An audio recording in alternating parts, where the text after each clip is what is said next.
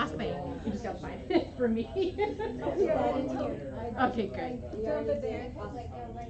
And then you can enjoy your soup and we'll leave it alone. There's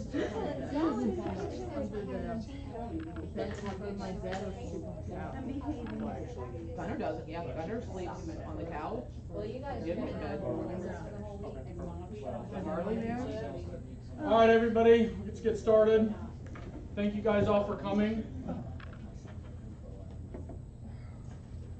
Thank you guys all for coming to the class today, Cybersecurity. I've been through this class myself twice. This is a great class. It will definitely help keep you guys out of trouble, hopefully as much as possible. It's a lot of good information. Amanda is a great speaker. If I remember correctly, you actually spent a lot of time in education or spent some time in education? I was a high school teacher for 13 years.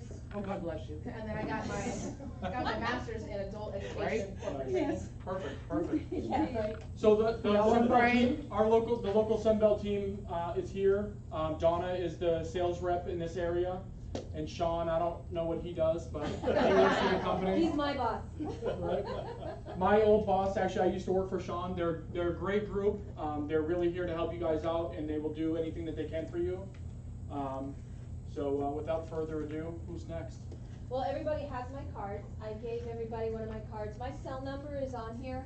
Please put it in your phone. I always make myself available for you. We really pride ourselves in being a resource for you. We want to handle the details so you can grow our business, so you can grow your business. That is our mantra.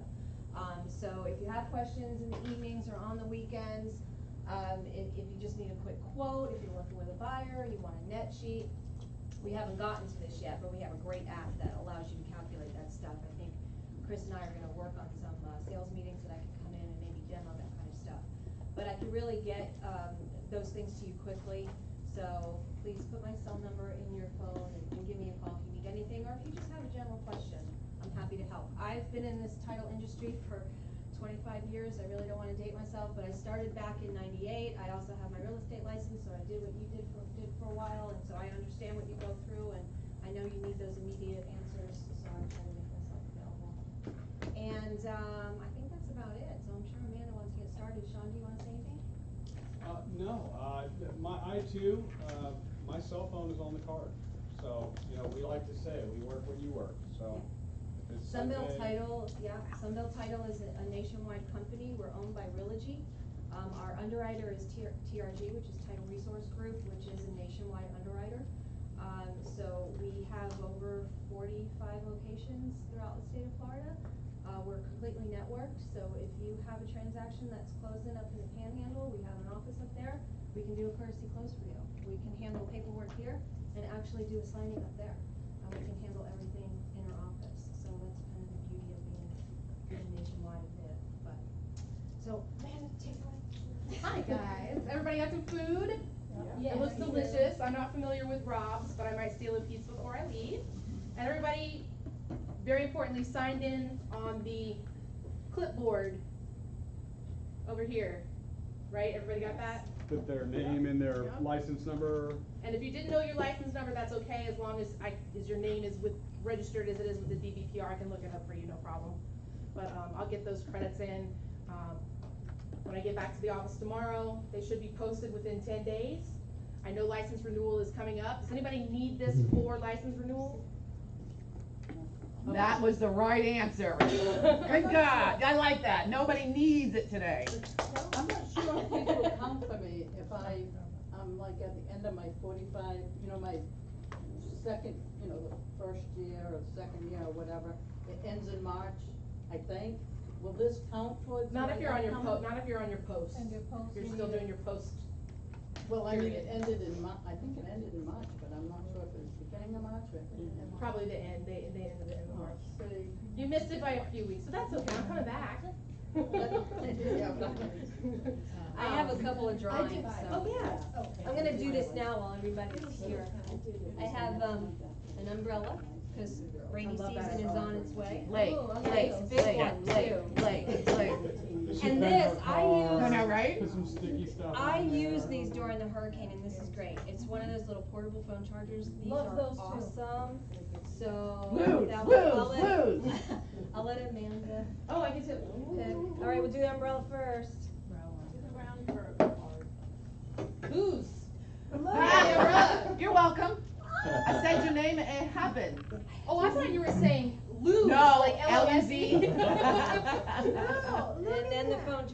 watch Blake get the phone charger. I will trade you the phone charger if I get it. I might have that. Patricia. Patricia Manel, yay! No. Yay. Because it is a CD. Awesome. I have more of these. The whole thing. You're welcome. It's gonna be about 15 minutes. Okay. Well, thanks. Thank you. Let me hand you this. So as I was saying, if it's not posted within about 10 days, because it is the DVPR, I have never had a problem yet, but just let Chris know and he can contact me and we'll make sure we get that up for you. But since it's not emergent for anyone, makes me feel better. All right, so today we're talking about cyber safety. And not only are we talking about how you can be safe on the internet and with all the applications that brings, but we're going to talk about how we can get your clients to be safe as well, because we are going to dip into wire fraud for a little bit. I'm going to start with some statistics and just some studies and some background. So, of 2016, I didn't want to touch it. 2016 Pew Research study found that the majority of Americans have directly experienced some form of data theft or fraud. Raise your hand if you have experienced some sort of data theft. All right, we're going to share. Chris. Chris, right? Yeah, Yeah, I remember. Okay, go ahead. multiple times, either a doctor or a bank or a financial institution, they got That's compromised, scary. they got my social security number, account numbers, and that sort of Oh, thing. wow, that's a big one. They set me up automatically to be, monitored, but still. Wow. Anybody else? What else has happened? Yes, ma'am. Anthem and my bank Mm-hmm. also. They And credit cards, American Express several times. Yeah, I'm on I think my third debit card this year. Gas skimmers, I believe to be the culprit. They're I drove in from Tampa. They're notorious in South Tampa, and I think that's where they come from. Anybody else want to share? I got somebody doing my taxes Oh. in Puerto Rico. Oh my Really? goodness. What'd she say? And I've been seven years here in Somebody Florida. got into your taxes? Yeah, in Florida, in Puerto Rico. Wow. Well, all those are mentioned here. Of those 64% that have had their data compromised, we have 41 that have experienced the credit card fraud. 16 have had their email accounts taken over. Nobody mentioned that. Has anybody had their email account hacked? I've had my name, like email name stolen, but no one has been in my account. Social security number compromised, 15%. They get more and more serious as we go down the list here. 14% have had loans taken out in their name. And then you're the first one that I've met since I've been teaching this class that's actually had their name used to file a fraudulent tax return. I'm so sorry that happened to you. How did that get straightened out? Did it? You know, the beautiful thing is, 7 years ago, I used to have a debt to child support. Uh-huh. So guess what? Now The it's money theirs? went to my ex-husband because it was Oh. attached. So that person didn't take anything. Wow. Dun, dun, dun. This statistic scares me for you all because, I mean, essentially, you work for Keller Williams, but you are your own small business, are you not? You look at it that way. So, victimized by a successful cybersecurity breach, this is among small businesses, 60% go out of business within 6 months. Probably because they get sued and all the fees associated with that. So this is a very serious topic. Some classes that I teach, people get seriously a little scared. I scare them a little bit.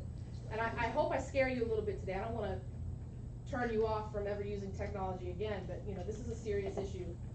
So, especially for realtors that are small businesses, we have to think about that. So I've sprinkled some quotes throughout the presentation, and they come from Jessica Edgerton, who is a lawyer with the National Association of Realtors. She says, according to Juniper Research, the annual cost of data breaches through cybercrime is expected to reach $2.1 trillion globally this year. Smaller and mid-sized real estate companies where transactions involve multiple players and large sums of money are an ideal target for criminals. Okay? And I still, even after teaching this class and even after seeing, all of the news stories that come on Realtor.com and NAR and Florida Realtors And Inman, I still think there are realtors that don't think that it can or will happen to them or anyone they know. Okay, so you guys need to take steps to protect the information you collect. Okay, this is part of your best practices. This includes emails, password protecting all of your devices, setting up information policies, which I'm sure Keller Williams has, and if applicable, you know, they offer this kind of insurance coverage now for cyber safety. So it's something that you guys can definitely look into and start to take stock of as this becomes more and more prolific. 5 years, is it? Correct me if I'm wrong. For data retention? Yes. 5 years. Yep. After 5 years, get rid of it. There's no need to keep it. Anybody in here property manager, data and property management? They're the ones that probably collect the most, you know, sensitive information, but Is this, is this on here? we're not there yet. Oh, okay, I thought so. It starts with the definitions. I'll let you know So when in we start. 5 years, get rid of your, Yeah, you have to hold on to it for 5 years. After 5 years, you don't need it. You don't need your client's data anymore. And remember, everything should be in .loop anyway. You shouldn't have a file, a separate file that is the master in .loop. So then you don't have to get rid of anything, right? Everybody understand that? I taught this class in Clearwater, and when I got to this, everybody chuckled. I was like, I have something in my teeth, like I didn't understand what was happening. And they all said, no. So-and-so just, she's been a realtor for 30 plus years, just cleaned out her garage at home with dozens of boxes. She kept it all. 30 plus years. So we don't need to keep a paper trail of anything? .loop is supposed to be your original file. Well, I hate, because I hear from other agents that they always keep a backup of in paper, so I thought that's what we were supposed to do. You do not need to do that. You have access to .loop forever. Okay. I am one of those people she's referring to, but I'm a paper person, I am which is a too. hard I am habit to too. break. And because my files are so detailed, I don't know, does it need to go into .loop? Everything No? can go into .loop. You don't have to submit everything to me. .loop should be your one-stop shop. Put your appraisal in there, your survey in there, everything that you could possibly Even my need. emails, see, because I have emails in Just text. don't submit for review Yeah. on your emails. I don't care about your emails, right? Yeah, But well, everything I else, wouldn't be doing that. everything else is that one-stop shop for you, so that you don't have to have that paper and going. And it's as organized as you are. Uh-oh. Yeah, there you go. I said a silly. I said a silly. I'm not gonna touch that one. Don't run.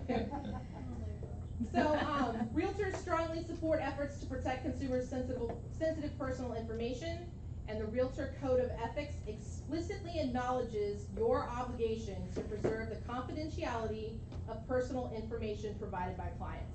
So, not only can you be sued if something happens and there's a wire fraud, because we're in a litigious society, correct? They're gonna sue me, they're gonna sue Sean because he's here, they're gonna sue Donna because she's here, they're gonna sue Luz because she won the umbrella. Way to go, Luz. Give it back. Don't Give it back. Don't hurt yourself with that umbrella. But you can also be brought before the board for violating the code of ethics for not keeping things confidential and secure. And then you have to go through that whole professional standards process, and I don't know, you know, you guys take code of ethics every 2 years, I don't know how familiar you are with it, but it's not fun. I worked at the Greater Tampa Board and the Professional Standards Committee, and the whole arbitration thing is not a pleasant experience. Okay, so now we're on the handout. I put all these definitions on the handout for you to have. But we're gonna go through some definitions, and most of them in the beginning ones are should be very familiar to you. But cyber attack, attack initiated by hacking from a computer against a website, a computer system, or individual computer or person that compromises the confidentiality, integrity, or availability of the computer or information stored on it. Okay, so it's a malicious activity done by hackers, okay, to obtain information. And does everybody know there's good hackers and bad hackers out there in this world? No, No? explain. I shall explain. Please. The technology ambassador is not in his head, so I feel it's good to say. But there's white hat hackers and black hat hackers, and the black hat hackers are the ones behind the scenes, you know, doing things for evil purposes, trying to get your information. But then there are white hat hackers that work for companies, probably like Keller Williams. I know our companies employ people that can hack into systems immediately and try to then patch things up within our company, and so they're good hackers and bad hackers. So we're fortunate at Realty. I don't know how if Keller Williams does it, but they test us all the time. Our IT department tests us all the time to see if we fall for these fraudulent emails, and those are the white hat hackers, IT people at work.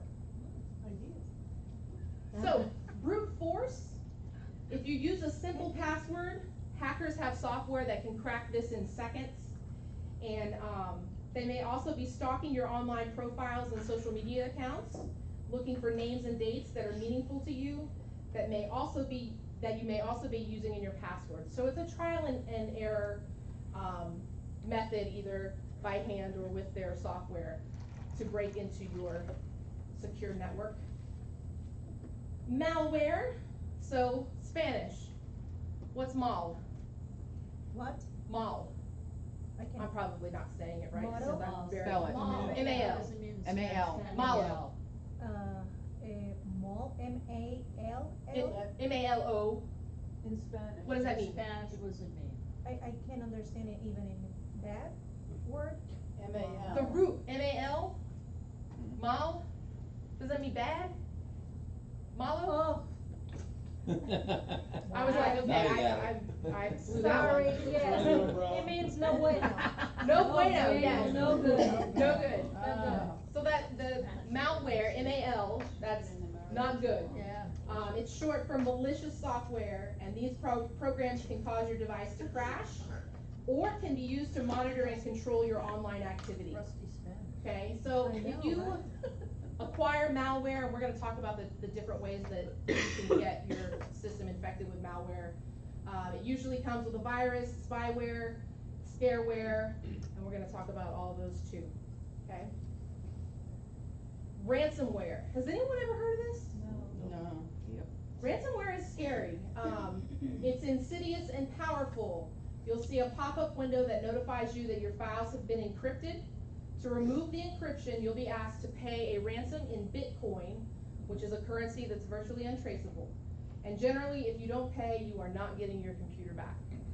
So one type of malware that you can get in your computer that you can download is ransomware.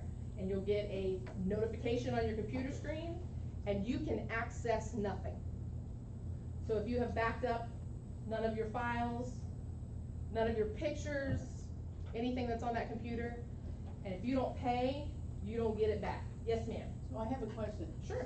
So do they make this sound like it's something they're sending you to help you and then you load it? I'm a little. No, for confused. ransomware, Yeah. it'll appear and it'll say you have to pay $1,000 to get your access to your computer back. She's What asking happens? how do you get it on your computer? Yeah, how does You download a virus. It's a type of virus. And how do you do that? Just by opening something that's not good? or- Yeah, we'll go through that. A lot of, opening an attachment in an email that you shouldn't have, or downloading something that was infected. So they're just vicious right from the start. Vicious from the start. So, but as far as .loop though, that's a separate thing, so it wouldn't affect us, right? Because it's in a different system than ours. Yeah, .loop is in the cloud. Right, so it's not. So you're okay, but it's on that specific device, the Right. stuff on that specific device. Spoofing, the word spoof, of course, means to hoax or trick or deceive. And email spoofing is one of the best known spoofs. Spoofed emails may request personal information and may appear to be from a known sender. So it'll look just like it's from, for example, Sunbelt Title. It'll have our logo, it'll have our signature line, and this is when we get into wire fraud, we'll talk about this a little bit more, but it's an email that's almost, and I say almost with emphasis, virtually indistinguishable, but there are some things you can look for to see if it's legitimate or not. So you always have to be careful because they're getting better and better all the time. They look so legitimate. I put this in here, it's not so much of a real estate issue, but I just put this in here for you all, for your personal reasons about cloning. You might see your face or your name pop up in a requested friends on Facebook. Has this happened to anybody? That's happened to you? Yeah. So just be careful with what you share on social media, because people will then try to request all of your friends, even though that you're already friends with them. And that's when they send them links, click here. And when they click there thinking it's from you, but it's from fake you, they download the malware into their computer, okay? All right, phishing is a big one. Phishing usually provides a bogus link to a website, or a link to a bogus website, excuse me, where the end user is required to enter sensitive account information. Has anybody ever fallen for a phishing email? I did not, but I received one from Bank of America. Yeah, that's been on the list as some that have done that. Like I said, they send these out in our company, and they test us. And the person who's teaching you cybersecurity fell for it. I have learned my lesson, but and we'll go through this too when we go through social engineering. They prey on your emotions. And what they did was they sent me an email that looked just like how my emails look when I receive information that my expense report is being reviewed. And it said, there's an issue with your expense report. Please click here to check. And my immediate thought was, oh my God, they think I'm stealing money. Oh my God, oh my God, oh my God. So I click on it, and this little boy in a boat with a fishing pole picture comes up, and it's like, you've been fished. Do it again and you're in trouble and you have to take training. So phishing is probably one of the most popular scams there is now in cyber safety. It was used in almost 50% of hacking attacks in the first half of 2017. And then criminals are creating an average of around 1.4 phishing websites every month with fake pages designed to mimic the company they're spoofing. So even, for example, you got Bank of America. If the hackers and the bad people were really wanting your stuff and proficient at what they were doing, not only would they make a fake email, it would have a link in it that went to a fake website that looked just like Bank of America. Looks like Bank of America. Yep. And I stopped there. And I said like, well, I never signed up in any computer. I only have it in my phone. So it didn't make sense, so I called Bank of America. Good, very good. All right, deceptive phishing. It will try to lure targets into a false sense of security by spoofing well-known companies. This is exactly what we were talking about here with Bank of America. And recent deceptive phishing scams, the IRS was spoofed and the FDIC was spoofed. Okay, so I mean big names here. Okay? So Yes, ma'am. If you open, what do you, I mean, this might not pertain to this, but Sure. say if you open an email, so when you get your emails and you're not sure and you open it, are you attacked then, or do you have to open up something more, or just open it from the? You have to open something more. Okay. Yeah. You have to go deeper. You have to go deeper. Yeah. If you click on a link they provide or download an attachment that is in the email, that's how they get you. Okay. All right, farming refers to an attempt by a hacker to redirect a traffic's website to another site, developed for the purpose of stealing information from users. And I always use this example. And before I start, it's about my ex-husband, and everything's amicable. It's not one of those stories. So just the computer we shared no longer works. I had to get a new one because he liked to download movies. Not those kind of movies. I'm talking about movies in a theater that hadn't been released yet. He liked to download those. And of course, after we separated and he moved out, I had the computer, and the only website that it would go to was the download the movie website. I would try to open Google, I would try to open Internet Explorer, it just redirected, okay? He had downloaded something that had malicious software in it, so that's just what farming is.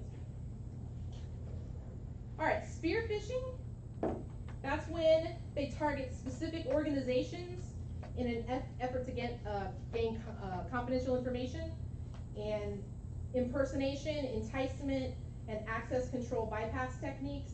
So it would be like if you all got an email that appeared to be from Chris. That's spearfishing, okay? Not just going after one person, but going after multiple people. Then there's whaling. Whaling, think about whaling as a real big fish, right? So whaling is going after the big guns, all right? Whaling would be going after Sean, who's our VP of Sales and Marketing, to try to get information on all of our sales executives. He is now gonna brag that I used him as a big gun for the next, however. My head is swelling as we speak. Great, thanks, Smishing. Amanda, now I'm gonna have to hear about it all the time. I'm sorry. Tell him to take it out on his yacht. I bet everybody's been smished and they don't even know it. Smishing is phishing in a text message. So if you've received a text that says, click here, or click here to download, nobody's received those texts? I Yes. received by Let me see. delete. Oh, yes, delete that. Smish it, okay, now I can read. Yep, Sure, smishing yes, is it is the a same different- thing, but on your phone. And then, you all live on your phone. I mean, we all live on our phones, but realtors, that's your office, basically. So you need to remember that if you were to download, if you were to click on a link from a text that was a smish, that's a handheld computer. You could infect your phone too and still infect things that way. So you have to be really careful about that, okay? Phishing. Phishing is voice phishing on the phone. Oh, boy. I know you've been vished. Phishing is very prevalent now, where they call and they say, I'll give you an example. They called my mom, and they prey on older individuals usually, right? They called my mom and asked my mom if they could speak with my cousin. And have you ever Googled yourself? Yes, you have, don't lie. You Googled yourself, okay, good. Because when you Google yourself, like every relative you have comes up. Yeah, and their age and their name and where they live, and it's kind of scary, but we surmised that they must have Googled my cousin and got my parents' contact information that way. And they said they were such and such law firm, they have reason to believe his social security number has been compromised, they need to speak with him immediately. My mom said, okay, here's his number, go ahead. And so as soon as they hung up the phone, my mom called him to let him know. And he said, hey Karen, I'm not gonna talk to them. Oh my gosh, why? Why aren't you gonna go, your loans taken out in your name and your student loans and blah, blah, blah, blah. And he said, this is what they're gonna do. They're gonna say, hello, this is such and such law firm. What is your social security number? That's how they wanna verify it, right? They get you to give them the information. So that's just an example of phishing. It's sales, it's those sales calls, our version of that now, phishing. Okay, so scams aimed at real estate agents and brokers have not been widespread, but some industry experts caution that agents could become prey to hackers. So there's some cases I want to go over that are real estate specific, so that you guys can see that this is starting to trickle in, okay? A couple years ago now, they sent out, let me see how many people it was.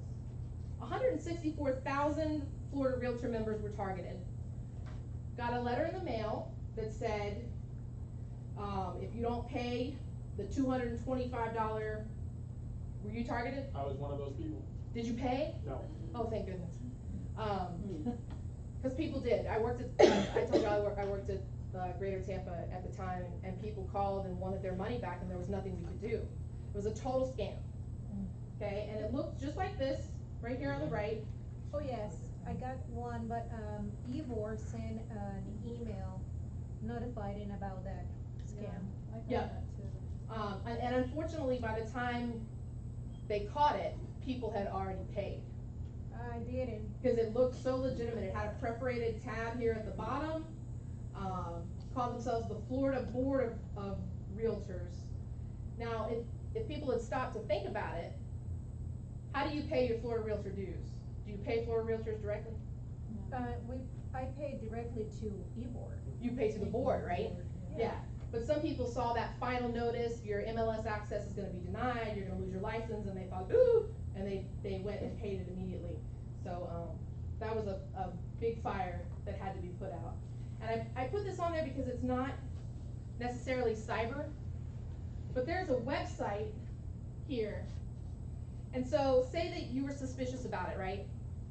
And you typed in that website. Well, they had a web page that looked legitimate.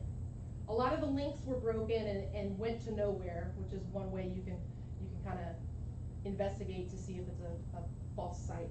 But it appeared to be a legitimate operation, and some people did fall for it. What did you do, Chris? Did you call the board? Just throw it away? No, I called the board and asked them, and they said no, that I didn't owe them any money, and this was, I don't think they knew at the time this was a Right. scam, but they It took a little confirmed bit. that I didn't need to pay them any money. Good, good. eBoard was good then pointing out that it said the Florida Board of Realtors when it would be only the National Association of Realtors. Is that what the difference was that we should have been able to take? Yeah, it on? Florida, because it's National Association of Realtors and Yeah. Florida Realtors, not Florida Board of Realtors. Okay, Right. yeah, Yeah, and that that's was- what they were educating us, Yep. the board was. California Association of Realtors, their online store was breached, and everybody who had purchased stuff within the past however many months, after it was breached, credit card data, with including the 3 security numbers on the back. There was a breach at, and I should have looked this up for you guys, the more specifics. Maybe you guys know about it. It would have been a couple of years ago. There was a security breach at a Keller Williams. They gave usernames and passwords for Keller Williams sites, first and last names, addresses, some social security numbers, and KW took immediate action and put the kibosh on it and responded very quickly. But We received an email. We did. Well, did? we received an email that we need to change Yes. immediately our passwords. And the email came from this office directly, actually was Lisa, the one that sent I the don't know email. who sent it. yeah, they probably notified That- everybody. Yes. But I mean, Keller Williams is a huge, real estate franchise. If it can happen at a Keller The Williams, biggest, just one point out. The biggest. If it can happen at a Keller Williams, it can happen anywhere. Imagine those, mom and pop or the boutique ones, how hard they could get hit. All right, so there was an email that said NAR urgent update, and it was not actually from NAR. The email used the phrase, all registered realtors are hereby advised to view the recent publication released. And then it contained a link that asked for your username and password. So NAR has been hacked. This one terrifies me. You all use your laptop and your phone for business, right? So there was a property management firm, where a realtor misplaced his company laptop. Someone got a hold of all of the information in that laptop, all of the client's information, and like I mentioned earlier, property managers, they collect a lot of sensitive, financial stuff. And then the company ended up being fined $15,000 because the stolen computer didn't have encrypted, information on it. No password to get in, nothing. They were just able to access it all just like that. What should we do with, excuse me, passwords? Like, where can you put them safely where somebody can't get them and you just into all your stuff? You're leaving early, right? Yes. If you look on the last page, flip on the very last page, there's some password managers Okay. I'll that read you it. can read those. Okay, thank you. Yeah, no problem. And don't leave it in your computer. What, the password manager? Yeah, some people save their passwords, so they just Oh, go yes. don't do that either. Oh, I yes. don't know, who would ever do that, that's, A lot of people do. A lot of people do it. I have some horrific password stories when we get to John there. Griffiths told me that a long time ago, don't ever do that. A broker recently received a text message, and then they called NAR and I alerted them of the scam. But it basically said, it's a smish. You've been accused of racist texts and emails. You're gonna lose your job as a broker unless you pay this fine, right? And there was another smish. This version that appeared to be from NAR said, you are the best realtor in the world. You've won a new car. Click here. Oh my goodness. That would be That would be pretty deleted. bad if somebody fell for that one, delete that one. This is one of the more recent ones I added in here. There was a sender claiming to be from NAR, but the email address that it was sent from was from elon.edu, like the college. So that's something you can look for, okay, who it's from.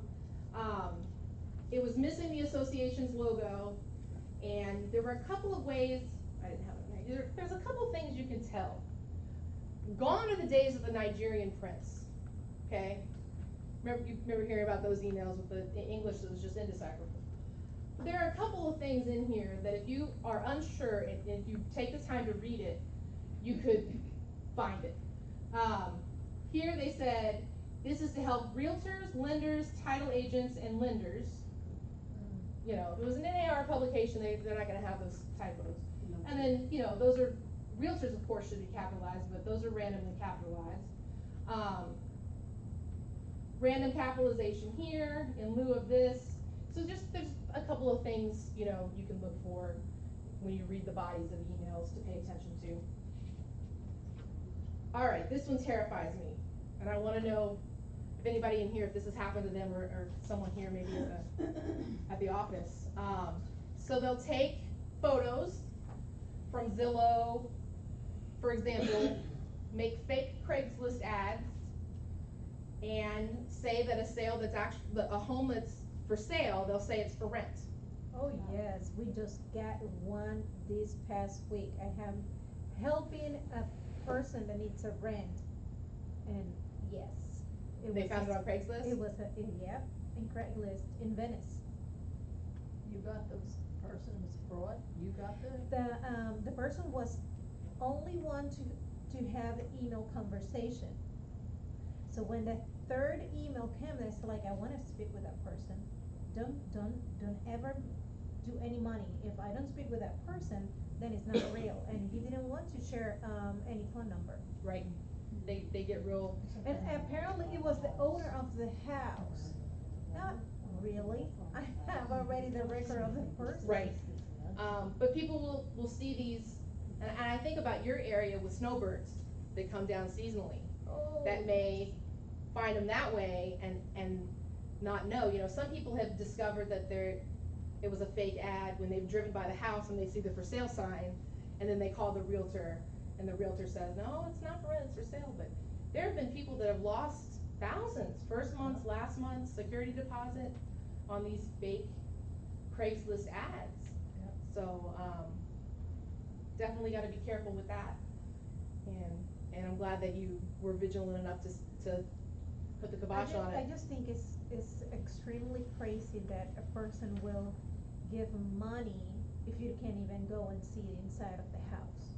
Right. Just because the price is right. And of course they take the pictures from the ad, from the MLS, from the sale, and it looks extremely real. Mm-hmm. But how you can put some money in something that you can even go inside and take a look? Yep. Because that's a reality. That was one of my questions, when I can go and see the house. Oh, I can't, I'm so busy, there's nobody available to open it. I need to see the house. Yeah. Well, I'm glad you all are aware that that's happening, and you can definitely look for signs like that, because it's scary. I feel bad for people that fall for it. I know. Yeah. Mm-hmm. How many people are actually caught if they're doing these crimes? Little to none. Little to none. That's what amazes me, how they can't be traced with all the technology that we do have. Right. How can they not be traced? Hackers. wiring money, But why can't, you know. if they can come up with all of this, why can't they follow where it came from? I have a nephew that is in, I'm sure they A can, I nerd. mean, the FBI and have he to, is, but they don't have the he is resources already to. studying all that things, and he is creating for a big, place, something that you can send an email and nobody can touch that email. Like, it's invisible. If somebody tried to trace it, it's invisible. Those are big companies and trying to, the good hackers and the bad hackers, the good hackers that can do those for big companies, it is a reality.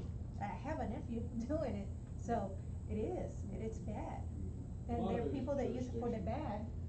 A lot of it's jurisdiction, you know, these cross many,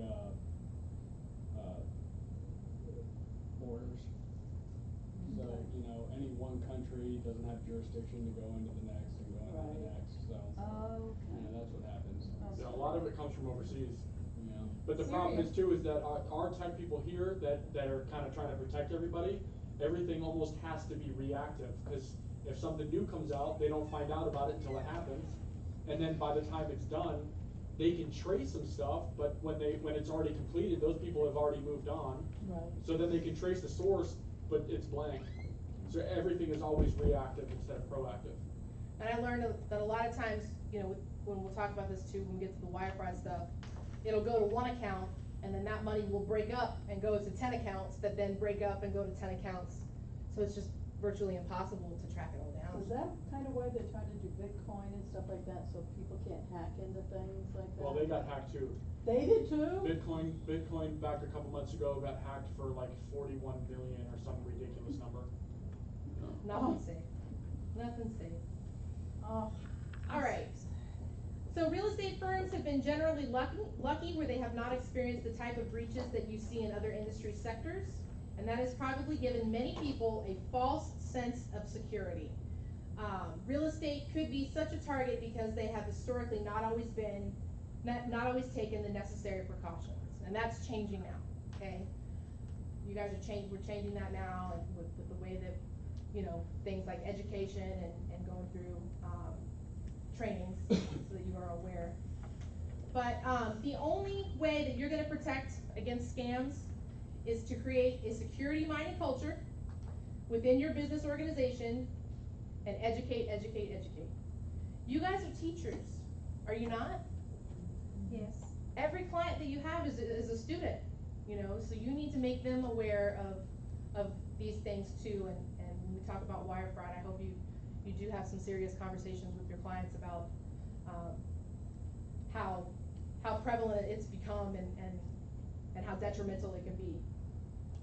All right, so social engineering is a tactic, and it's easier to exploit your natural inclination to trust than it is to discover ways to hack your software, and that's how they do it. All right, they get you to trust. I remember somebody, I won't name names, that I sit next to in the office. The white hackers sent out another testing phishing email right around Valentine's Day, and it was like 4-course meal for two, $35. And the person next to me clicked on it, and it was, of course, was it you, Sean? No. Do you remember that email though? Yeah. Do you remember? You know, you think it's from your company, for example, it can't be anything bad, but people rely too much on trusting when they see something like it's from Bank of America. So you need to be more, I don't want to say paranoid. So you can't click on anything? Just No. vigilant. Pretty much, Just be vigilant. because everything looks real. But we'll talk about things.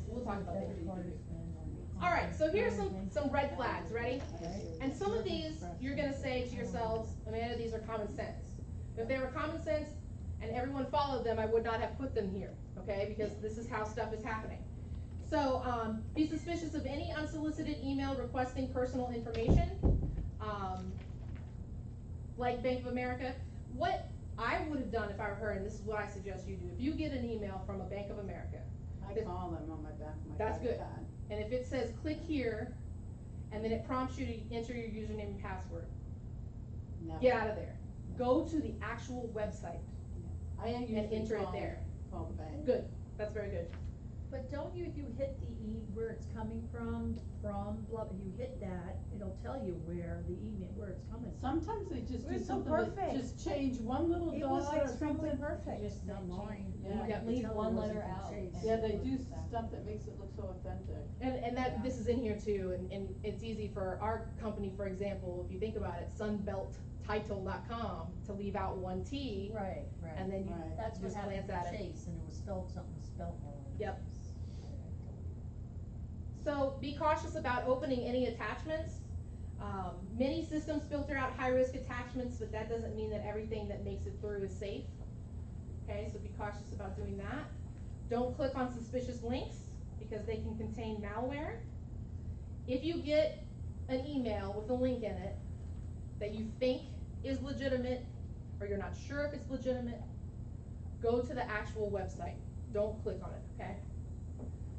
We talked about this, look for spelling and or grammar errors, because the hackers, they do make those. Taught high school English for 13 years. Unless the email I see comes them. from me, it might have a spelling error. Okay. Well, it come from me, it's going to have it for sure, Yeah?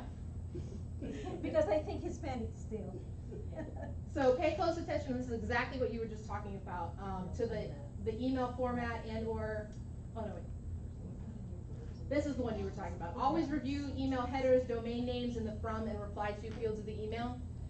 And what's scary is, I could create an email address, and when it asks, you know, when you're creating it in Gmail or whatever, I could put that my name is Donna Gross. So that when you get an email, you don't necessarily see the blah blah blah at gmail.com, you just see from Donna Gross. So that's how they get you too. So if you hover over that name, you can see the actual email address. And then you'll know, hey, this isn't Donna's email address, this is fake. Okay, so that's exactly what you were talking about too. Pay close attention to the email format and or absence of logos. There was, and I always use Clearwater as an example, there was a wire fraud attempt from a different type of company in Clearwater. And the only reason that the clients picked up the phone and called the realtor and were suspicious is because his wire fraud warning on all of his emails was absent. Okay, so pay close attention to those. That's usually a telltale sign that something from this. That one, like you guys did, contact the actual business. Alright, so just really quick. This is something that I have given my dad, because my dad is retired, and he just opens anything that has an attachment and that looks like it could be from one of his buddies from the post office, I don't know. But, okay, is this email from someone you know? No? Guess what you shouldn't do? Open it. Don't open it, don't click on anything. Have you received an email from this sender before? Okay, if the answer is no, you probably don't want to mess with it. Were you expecting an email from an attachment from this sender? Okay, say you know Donna's in your contact list. Were you expecting Donna to send you something with an attachment? Okay, and then does the email make sense?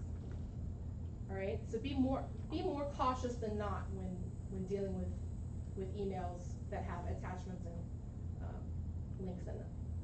We're gonna take a 5-minute break per the DBPR. Required. Go get another piece of pizza. Go get some pizza, and then we'll get back and we're gonna get right into wire fraud. And I'll make sure to get you guys out of here by 3. We got some good examples. Like when you get, so I'm just making sure, you said don't click on anything that email can send out before. I always say to my customers, I'm not involved in money. I When I only get get an paid email on these. the phone, I have to kind of open it to kind of see it. Mhm. That's not gonna do it. No. Okay. But if in the email, there's something that In the says, body. in the body that says, click here to access this. It's just opening to see the body, Right, it's not. you're okay. Yep, you're good. All right. But I'm with you, now I'm scared, you know, you get I'm scared even, when you yeah, open an cause how email. do you know that they're not gonna be in, so, As far as like passwords, like Mhm. I use like for all my real estate report, like the board and .loop and stuff, I use one one password for all my just real estate business stuff. That's confidential, high stuff. Is that a bad thing to do? But that would be a lot of emails to remember, cause you got the board, you got NAR, you got .loop, that's like a I long. know.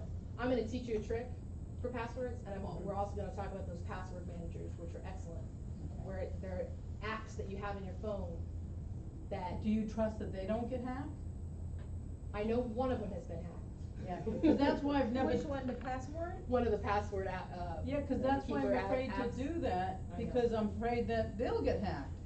But there's this quote in here, and I'll go ahead and give it away. They'll hack the people that, you'll get hacked by the people that you're trying to keep your password safe. My favorite quote in here from the NAR lawyer is, unless you throw your computer in a fire, it's never gonna be 100% safe. In like, I've been told with Apple that you don't, and even from an Apple nerds, that you don't really need to do anything specific to add to that computer to make it Right. more safe. Is that true? That's true. So, They come with, the Windows comes with Windows Defender now. so even the malware and all that spyware and stuff, you have to add? Now, if you, certain professions and certain people that deal with a lot of sensitive information, They do need they it. do need that extra Yeah. layer of protection kind of stuff. And somebody told me your phones are even more secure than your laptop, is that true? I don't know if they're more secure, but they're definitely just as susceptible to viruses and malware. So we don't need to put virus protection on iPhones and. They're there, it's They're there. already built in, Mhm. so I don't have to worry, cause I keep on thinking, oh my gosh, do I need Do to? you have an iPhone? I have an iPhone and an iPad and a Mac Pro, so Yeah. everything's. So I don't love Apple, Mm-hmm. and their systems are kind of becoming a little outdated, but the one thing I can say for them is that their defense against stuff like that is the best. Yeah, well, that's why I stayed with them. Every time I get something new, I always have to get Apple. And they're so expensive. I have Apple too, but. And they're just, and everything you get for it, and the Yeah. iPhone, like I spent over $1,000 for it, Yeah. and that was like 3 years ago, and I'm thinking, oh gosh, I gotta buy another phone. I have some friends in the tech world that, they build apps and all that stuff. And, 5 years ago, my buddy was trying to get me into the business. He wanted to teach me how to code. And, he was so pro Apple. You gotta get a Mac computer. If you're gonna do this, you have to get a Mac computer, yada, yada, yada. Now I have that conversation with him, he'll never go back to a Mac. Yeah. Cause he says that the system, Mac is being passed up by, see, I don't even use them anymore, so I don't even know what the heck they're called. Not Windows, But not this- Mac, but what's the, Dale? not Android, Microsoft? but Microsoft.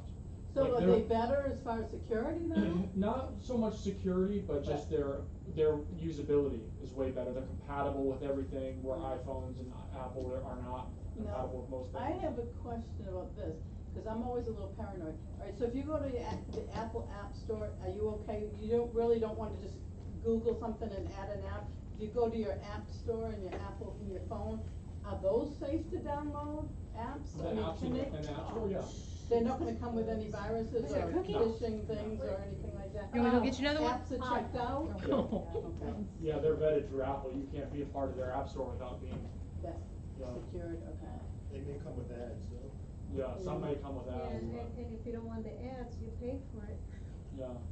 But And their credit union. if I don't have my password in my password security, The director of accounting I was will sitting in figure an out myself executive something meeting, is wrong. Yeah. and he got a- Because she I got an save all email my passwords from the there, and president if of the doesn't credit exist union there, something to pay is this wrong. invoice So for I always check. $23,000 to a vendor, a known vendor, Uh-huh. that we use in our credit union. And he was Chris. sitting in the meeting and I use my. she noticed that there Is wasn't that a dot okay? between his first name and second, Yep. their last name. For a lot of things in my phone, but Did you not approve this? everything. I And he use said, it "I on mine didn't too. say that." And it had all our logos. The new ones are coming out with everything facial was recognition. perfect. I know. It's crazy. Lisa Right told me there. has that. You have What to if you have a you almost twin? have to Yeah. investigate They and must email pick up and look for something stuff like different that or now. something, I don't But know. yeah, She I'm wouldn't have sure. paid it. without I'd be saying with curious them to know anyway, about the I just twin happened to thing. be in a meeting with Yeah. them. Yeah. About what? Of course, she used that as an The example, because facial we got recognition tested for all a the twin. time. Or when you wake up in the morning, you don't look so Oh. good. Yeah. Yeah. They keep You this know, to see if we it's like, can- is that really her? What's your Right. credit? Well, What's your credit when I'm union? in the It was bed, Keesler Federal out of it's all Mississippi. dark, Mississippi. and It's the sometimes largest I one in need to have Mississippi. facial recognition, and it recognizes it. Yeah, And Andrew take my phone and he try it, it blocks him. yeah, So how that happened, I don't know. And I have the iPad and the phone like that, yeah, nice. so I don't know. Because it's not, there's no light, but if something happened, the only way that I can open my phone. Right. Yeah, so like if you lost your electricity, they'd have, so it still can see you in the dark? You can Uh-huh. still like, oh, wow. How that happened, I don't know, but Andrew tried to open my phone and it wouldn't work. Yeah. That's cool. Technology. But It's a love-hate relationship with The me. thing is, yeah, and as you get older, if you don't keep up, I'm just so, thinking how, you gotta keep up with it because everything's going to be totally that way. I mean, and if you don't keep up with it as you get older, oh my gosh, you could get scammed so easily. And every year, it gets 10 times better than it was the year before. So if you think like 10 years ago, how much better it is now, Yeah. I mean, it gets so much better, it's so fast. But those people are getting more evil though, too. Yeah, they're always finding new ways to Yeah. get everything. It's And like, that's the thing it's their is- full-time job. Yeah, yeah, they pay Yeah. ethical hackers, it's Yeah. like, it's literally a job, actually, what The she's talking about. ethical ones, but I'm sure there's ones that get paid for being unethical. Oh, so- yeah, they make a ton of money too. Yeah, And then the FBI arrests them, and then they have going to work for them. yeah, Yep. they could be double spies. Yeah, But yeah, they don't know unless something actually happens to you. yeah. Yeah, it doesn't, the ethical hacking almost doesn't do you any good. In a sense, the only thing it really does for the most part is it tests sites for holes, which are good because it'll plug the holes up potentially. But other than that, they don't really catch anything, usually, it's always reactive. Yeah, there's no way to be proactive, it's all reactive. Yeah, Because methods are constantly evolving, Yeah. the way It's hackers crazy. do things. it's such an interesting, if I was ever gonna go back to school, actually, I would probably do that. Cybersecurity. Yeah, it's Well, so- she had texted me, It's so so let's interesting, decrease it, and then we got like 3, cause we hadn't had any showings for it. Customer told you. Yeah, Hell yeah. well, wait, then we had like 3 people wanting to see it, so she said, well, let's wait, and then I thought, well, that was only at 2 weeks, June just had a so we birthday. waited another week, She yeah. did, she just So turned she had 20. texted me and What's said, it on for? it's on for 159, it's not Is that very in, much, so She kind will of, but be, it's a yeah. wood frame house, it's an older house, it doesn't have it has no upgrades. For a little while, I think It's she's got gonna woods in the bathroom and stuff try to like grow a that. team. I know, it's It always awful. cracks me up when Unbelievable people time. do that. Well, Isn't she it was funny? taking care of her elderly mother, and she was afraid of her falling in the bathroom. And I almost wanted to tell her, just spend a few $100 on it. They're very Not unless They're I do a house almost on the selling, beach. now they're selling the models. Thailand Yeah. or something, They've got the models out, but, they've sold all you know, the I didn't. You might have to cut. I'd like to see them open up some more neighborhoods on Yeah, that road. and they'll probably totally Yeah. update them. I mean, I don't know, it's Probably nice and do so. quiet.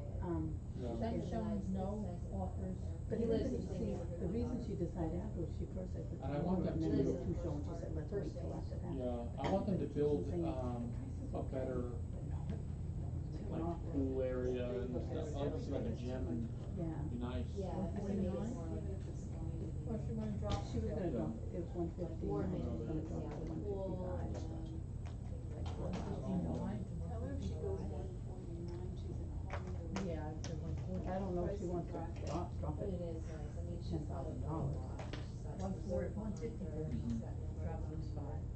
Yeah. It's very quiet. Right? I love it in there, my next place though is gonna probably be on the woods. I Some know. property, I some had property, it. you Me, wanna have it. cause the house on the same street goes for My house is 161, across from me is and it's a wood frame house, the same size and What everything. about the inside, the same? No, it was old and needed tons of updating, it just had a couple, maybe 2 rooms that had laminate that had been upgraded. She's got rugs in all of them, all the rooms? She's got linoleum and Thursday. yeah. We got asked about having, I'm not really snobby either, but when we asked about having a caravan, I was like, oh my gosh, do I want all you guys walking? Is that Are they doing stupid? it? I want my grandkids to go down there. Is that stupid for me not to have it in, because I'm kind of Well, embarrassed, first, but I'm You thinking, don't want And people he's just looking at his constructive window. criticism, Yeah. it's two ways of saying the same yeah, thing. it's hard, I don't know if I, Lot taller. so anyways, That little Yeah, bob and tail. ears. so have a drum You just fire see it, on you're like, the. Well, they're That's having a Bobcat. really I was big, looking up Bobcat and he's just Well, I standing said, I right there had looking covered at it, us. in honestly, their I said area it's a right now, nice they're having a house, problem but with there it. needs Yeah. to be Yeah, they're, some he updates, did all this major, building. I didn't say major updates, but when somebody calls me, The wildlife and when somebody the calls me, to see where else I they tell can them, park, so. it has nice phones, it's a But wood they're frame in house, the but it's Oh, gonna yeah. have We used to own updates. those. Our And started you something, know, yeah. it's got rugs in the back. Missing so I people in the tell back them row? they still come, but when they get there, it's like, We used to have 6 acres off of, And one more right here. 5,000, that's what I thought, He's got, yeah. he's got some cows out Yeah. there. We had 6 So, acres. yeah, You had celery. yeah, I've had them, and there was, yeah. And people who say yes, well, maybe it's easier than not. There were people They're probably saying gonna Brian see got something married, they he might was more 6 like what acres. happened. Oh, did she have cigarette? Okay. That's just before Fish Hawk. I mean, it's This is when moving they were in ready, the I talking mean, it's stages not of disgustingly developing. dirty or anything There like was that, nothing out but there. the It was, rugs, you you take know, Boyette's, Bloomingdale. and they're all different color rugs. I mean, You know, Bloomingdale was so- just and then starting. linoleum in They the had bathroom, and, people, you know, I mean, with linoleum their in the little kitchen shopping and How old dining was the room. rug? huge subdivision. The house? There was No, I ribbon think she room had the all the rugs way in out put in 301. 10 years ago, cause that's when her mother I mean, moved that in, whole- yeah, I know, especially in the. If you go up there now, I don't even We can- recognize it. First They're money gonna to now, put is they're gonna cut over. She might. I actually also, this is really crazy, but I also got They even, we checked had with our piece of property was 6 acres, her but it was long insurances and are really skinny. high. And we had, Flood insurance is like we just had 1,600, property her home that, insurance is like the back 23. 3 was undeveloped and then you went up the front 3 They're with the overcharging road, her, the they got access her road, way they named too it high on Rose a Lane. personal thing. So I said, Kyle, can you do it? Nice. He said, well, Is you it need still to there? get a It's still there? windmill. Yeah. Well, it might be good to have a windmill. Yeah, I said, well, it might have, good to have a windmill. I and own it. put it in the new home, so it's more enticing to people. Uh, That was a good if I thing. do that, I'm Can we gonna get go an north. estimate on Yeah. this? I go back up north. Yeah, okay. Because if nothing else, There's no land around there. No. Although I was Right. up in because of Pensacola. its appearance, if it just changes It's the appearance beautiful. like that. Oh, it So looks you're really good getting in the close winter. to It is nice Yeah. up there, yeah. Yeah. It really is gorgeous, and there's a lot of beach. The only thing that I'd like to she go was to the getting, Carolinas again, I haven't even entertained moving back up to New Hampshire. Debbie Carson's house on my place, and she actually put it in for one Nice house, six. too. I would do as And far she as- ended up getting a little bit Y'all more. ready? But she's on a canal, and Okay. but it's a rotunda, it doesn't really go Yes, anywhere. please. So, thank you guys, I appreciate it. Oh, there she is. Okay, so I have a little video I wanna show you. It's from the, American Land Title Association, and it kind of goes through, it's aimed at consumers, but it explains how wire fraud works, and,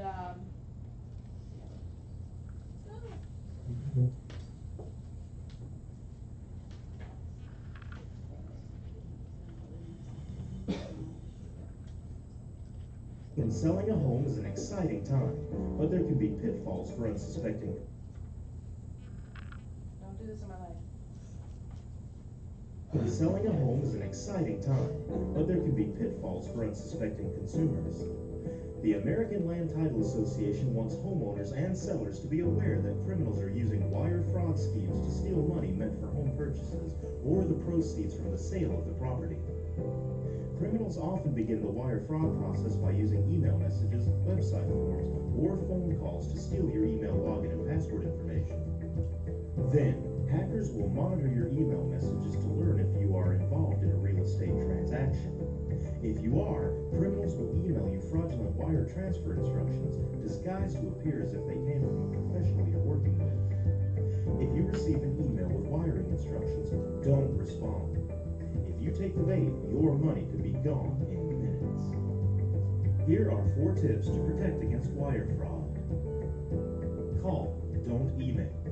Confirm all wiring instructions by phone using the phone number from the title company's website or a business card. If you received an email about changing wire instructions, do not call the number in the email. Be suspicious.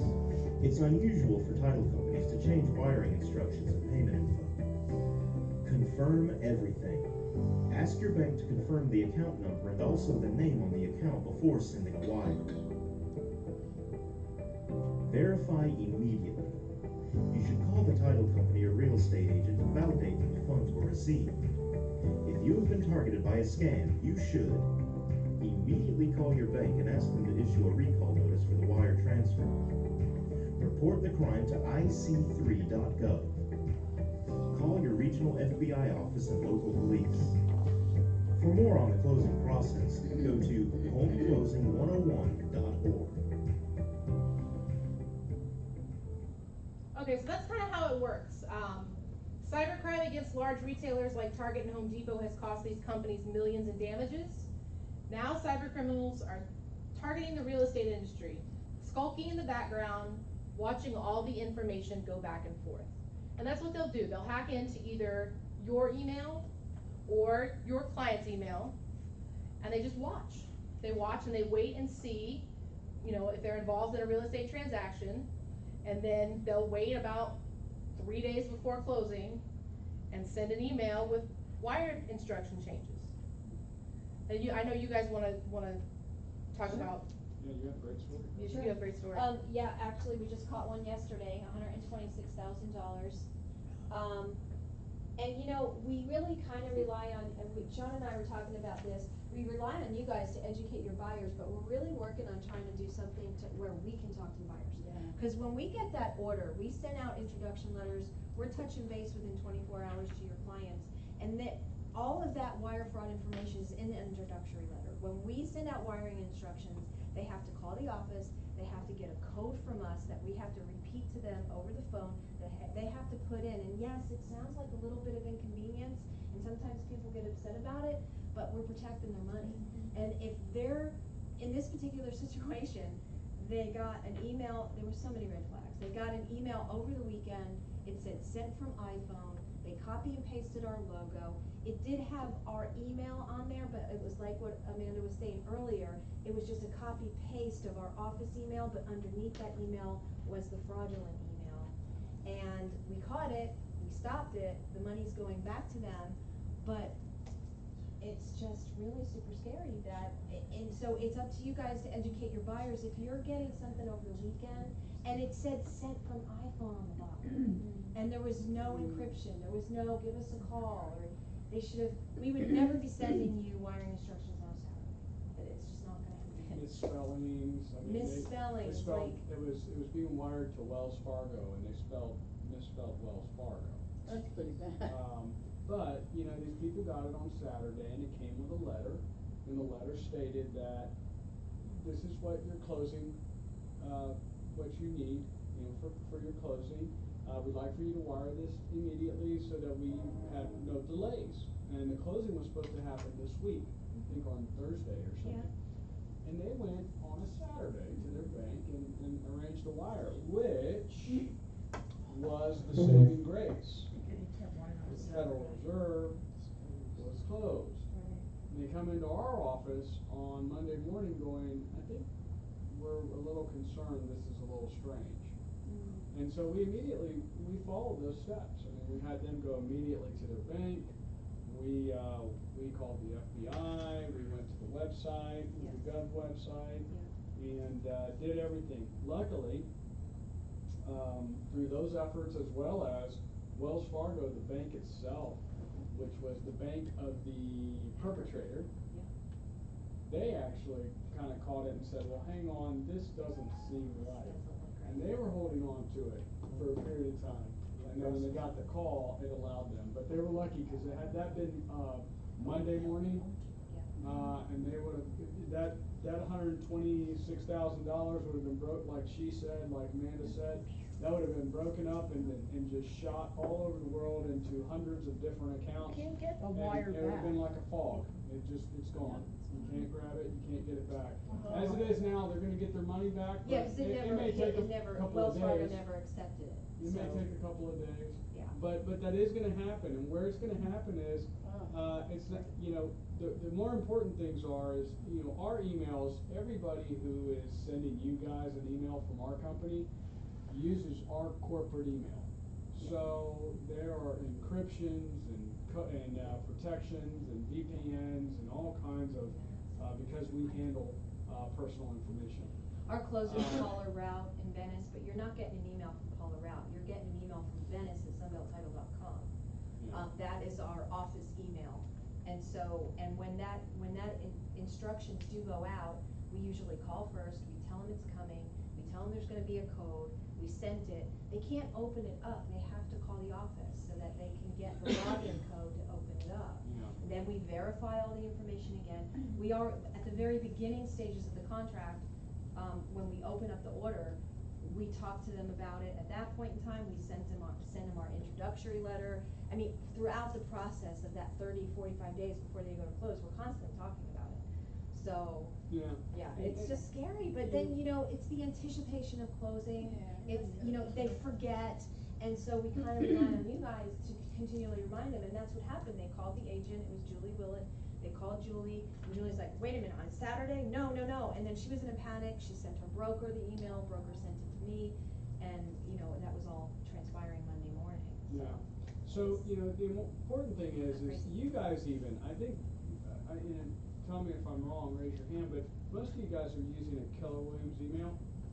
Yes. Is that correct, or some of you guys using a Gmail? That is our protection, the Keller Williams email. Is it? Cause I use my Yahoo account. Yahoo, okay, so that's where it is. If you're using a Gmail, a Yahoo, an AT&T, AOL. or any other one, you won't have those protections that you're getting from your Keller Williams email. So what could happen is the conversation that's happening between you and your client can be intercepted and followed. And now You can't with Keller Williams? well, Keller Williams is gonna have their end, your end is gonna be protected. Where's our IT guy? And if something does get through and they decide to sue, if you're using your Gmail, they're suing you. If you're Yeah. using your Keller Williams email, they're gonna go after Keller Williams. And we're never gonna send you guys, I mean, unfortunately, you know. I know a lot of I was times you just like gonna it, but we're never say that. gonna send you wiring, we're never gonna send you the wiring instructions. We're just not gonna do that. No, can So- they ever intercept in the beginning, like the, Escrow deposit? no, the Yeah. introductory, email, like, or, so that they send the initial response to me and the customer saying, this is such and such, so it's not even you that I'm beginning the whole conversation with. And I think that I'm dealing with the title company, but I'm actually dealing with fraudulent people from the very beginning. You know, it could be, not necessarily from us, because it's gonna come encrypted from us, but, you know, what you have, I guess, we are a large company, as Donna said earlier. So last year, we did 9,800 closings in the state of Florida. So whatever any other title company experiences here in an entire year, we probably experienced that in 30 days. Okay, so all of our processes and all of our protections are by virtue of problems that have happened, and we experience them much faster than most people because of our size. So I can't really speak to a smaller title company. And they may just send you an email from their title company email address, which may actually just be a Gmail address. May not be may be unencrypted. Yeah, it may be May not have unencrypted, it. they may send it, and, you know, and that's, you know, they may not have those protections. So that communication may happen. With us, it's always gonna be an encryption. You're gonna have to, like Donna said, your agents are gonna have to make that extra step. They're gonna have to call to get the number from us. But that's just security. What we have to understand, I think, all the time as professionals in the industry is that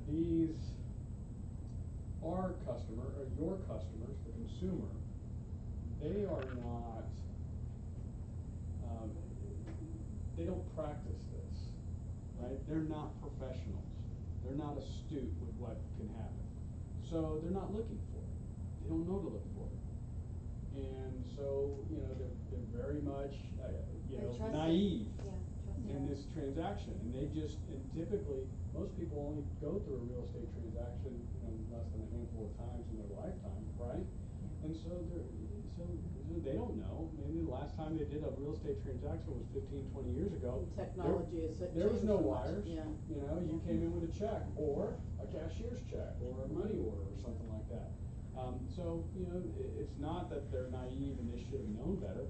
They just don't do it enough to know. So it's our job really to make sure that they understand.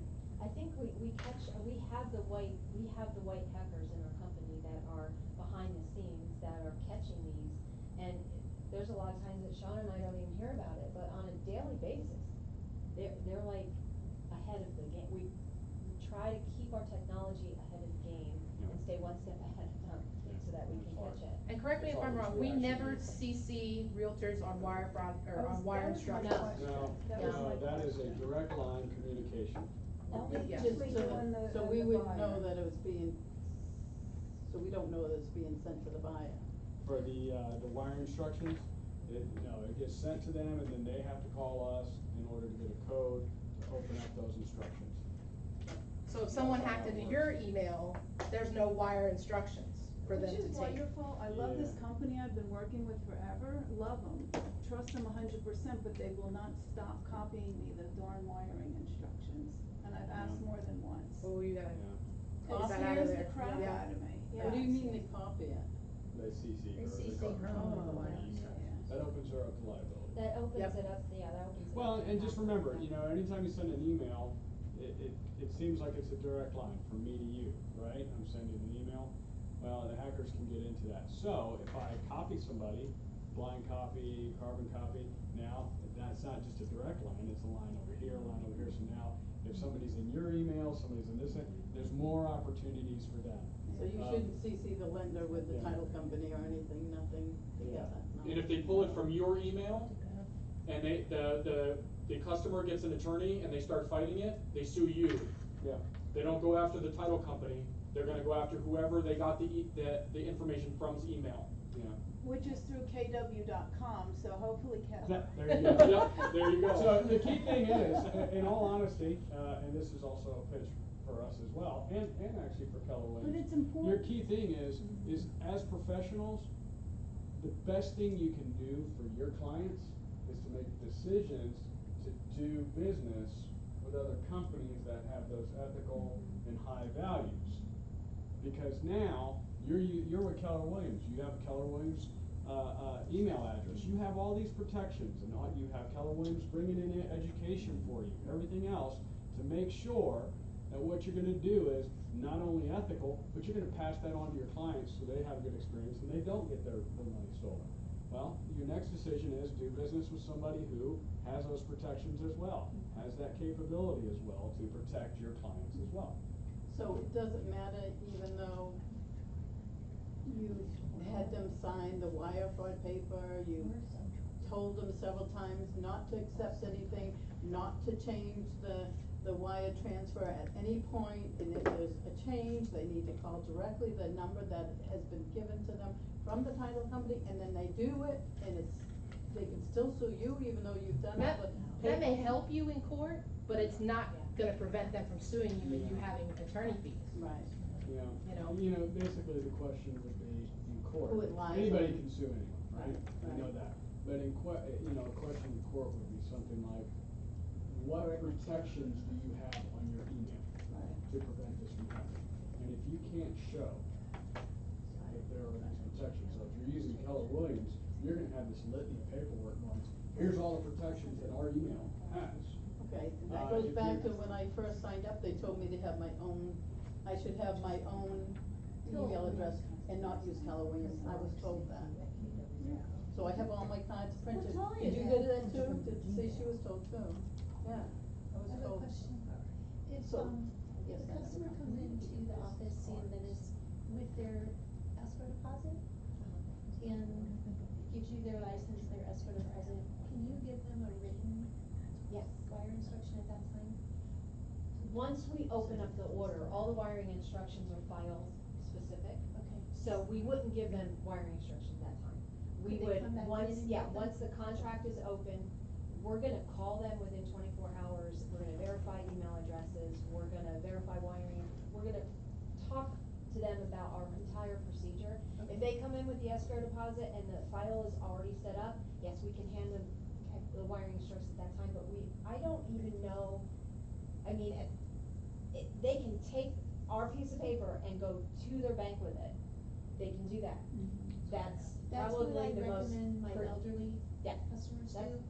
probably the most protected way to do it. That's, to Yeah. me, that's been the Yeah, most. we can hand them, prudent once way the, for yeah, them. once the So file you is say For those who you don't give it use to their email, bank but- so Yes. that the bank Yeah. will wire it to anybody We else can, but you? yeah, we can hand it to them Yeah. in a documented form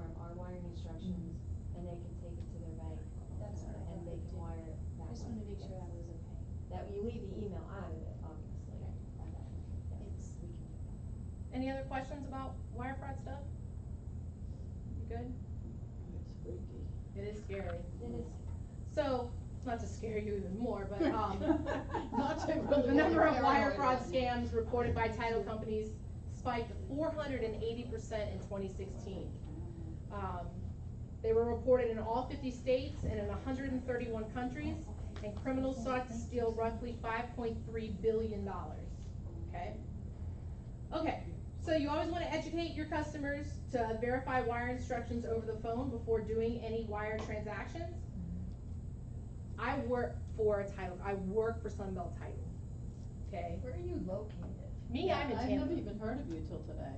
Tampa, where's the One is closest? Venice. Oh, Venice is our closest office, Where but is we're that? working, we're right on, Venice Avenue, where the Bank of America building is, right on Venice So Avenue, where the downtown post, Venice. where the Across post from the office is. post But we're office. working on a kiosk. On the island of Venice. Yes, we're working on a Yeah. kiosk down here. I thought you And you meant know me. what? Oh. That's where we will process your file.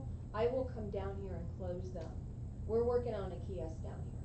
So, That's we're, different. yeah, but they will process them up there, and either myself or our closing team, one of us, we will come here to close for you, to make it convenient. Unless your client's in Venice, you know, I mean, that's fine. I know you guys do a lot of Inglewood, Venice properties. Okay. We're all kind of in that same area, but. Okay. Yeah. But I work for Sunbelt, even if it's Sunbelt. Once they get those wiring instructions, pick up the phone to verify that they were sent from us. Right. The people in the offices love it when they get calls from customers that are being vigilant like that. They do, you know, it's not an inconvenience, it's part of the process, you know, to verify, did this come from you all? Yes, it did. Okay, so I work for Sunbelt, and I'm telling you, even if it's a Sunbelt wiring instruction, tell them to pick up the phone and call, okay, just to be safe.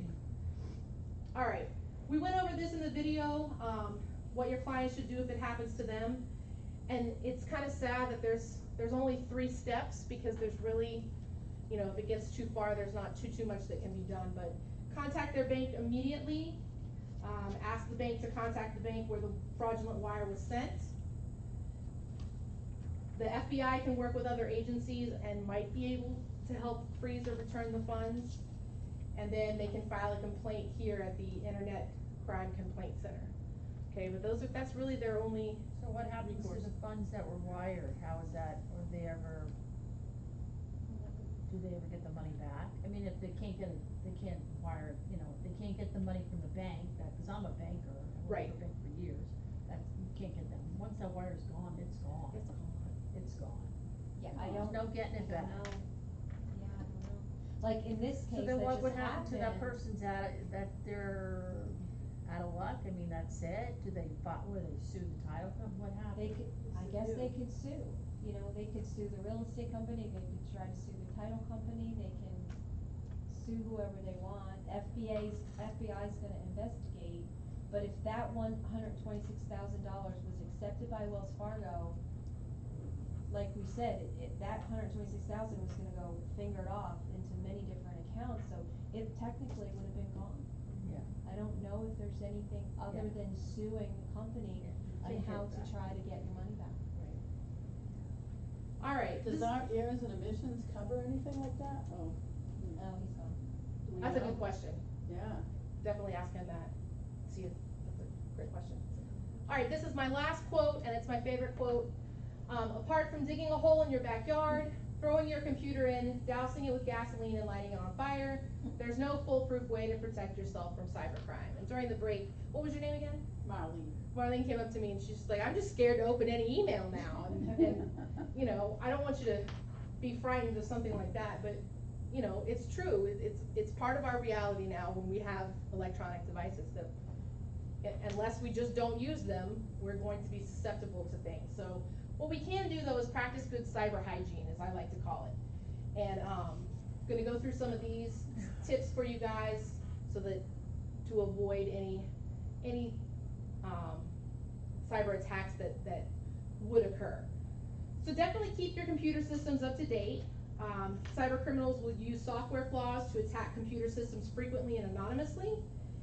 Most Windows-based systems can be configured to download software patches and updates automatically. Same with Apple. And I definitely want to tell you that if the warranty runs out, and I'll go over this again later, but I can't stress it enough. Don't click on those banner ads, those pop-ups. You know what I'm talking about? That says free Norton antivirus stuff here.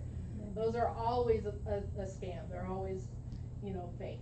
So keep your computer systems up to date, and if you need to buy, increased security, go directly to the source. Okay. Most computers now come with antivirus software, but it's designed to prevent malicious software programs from embedding into your computer. It detects malicious code like a virus, and it works to disarm or remove it. Okay. And then these are PC Mag's best antivirus protection of 2019, and I have these in your handout. If you needed to purchase new antivirus software, or you wanted increased security on your device, these are the ones to go with. Norton, McAfee, those are tried and true names that we have, but I just put these in here for you guys to have in case you can do a little research.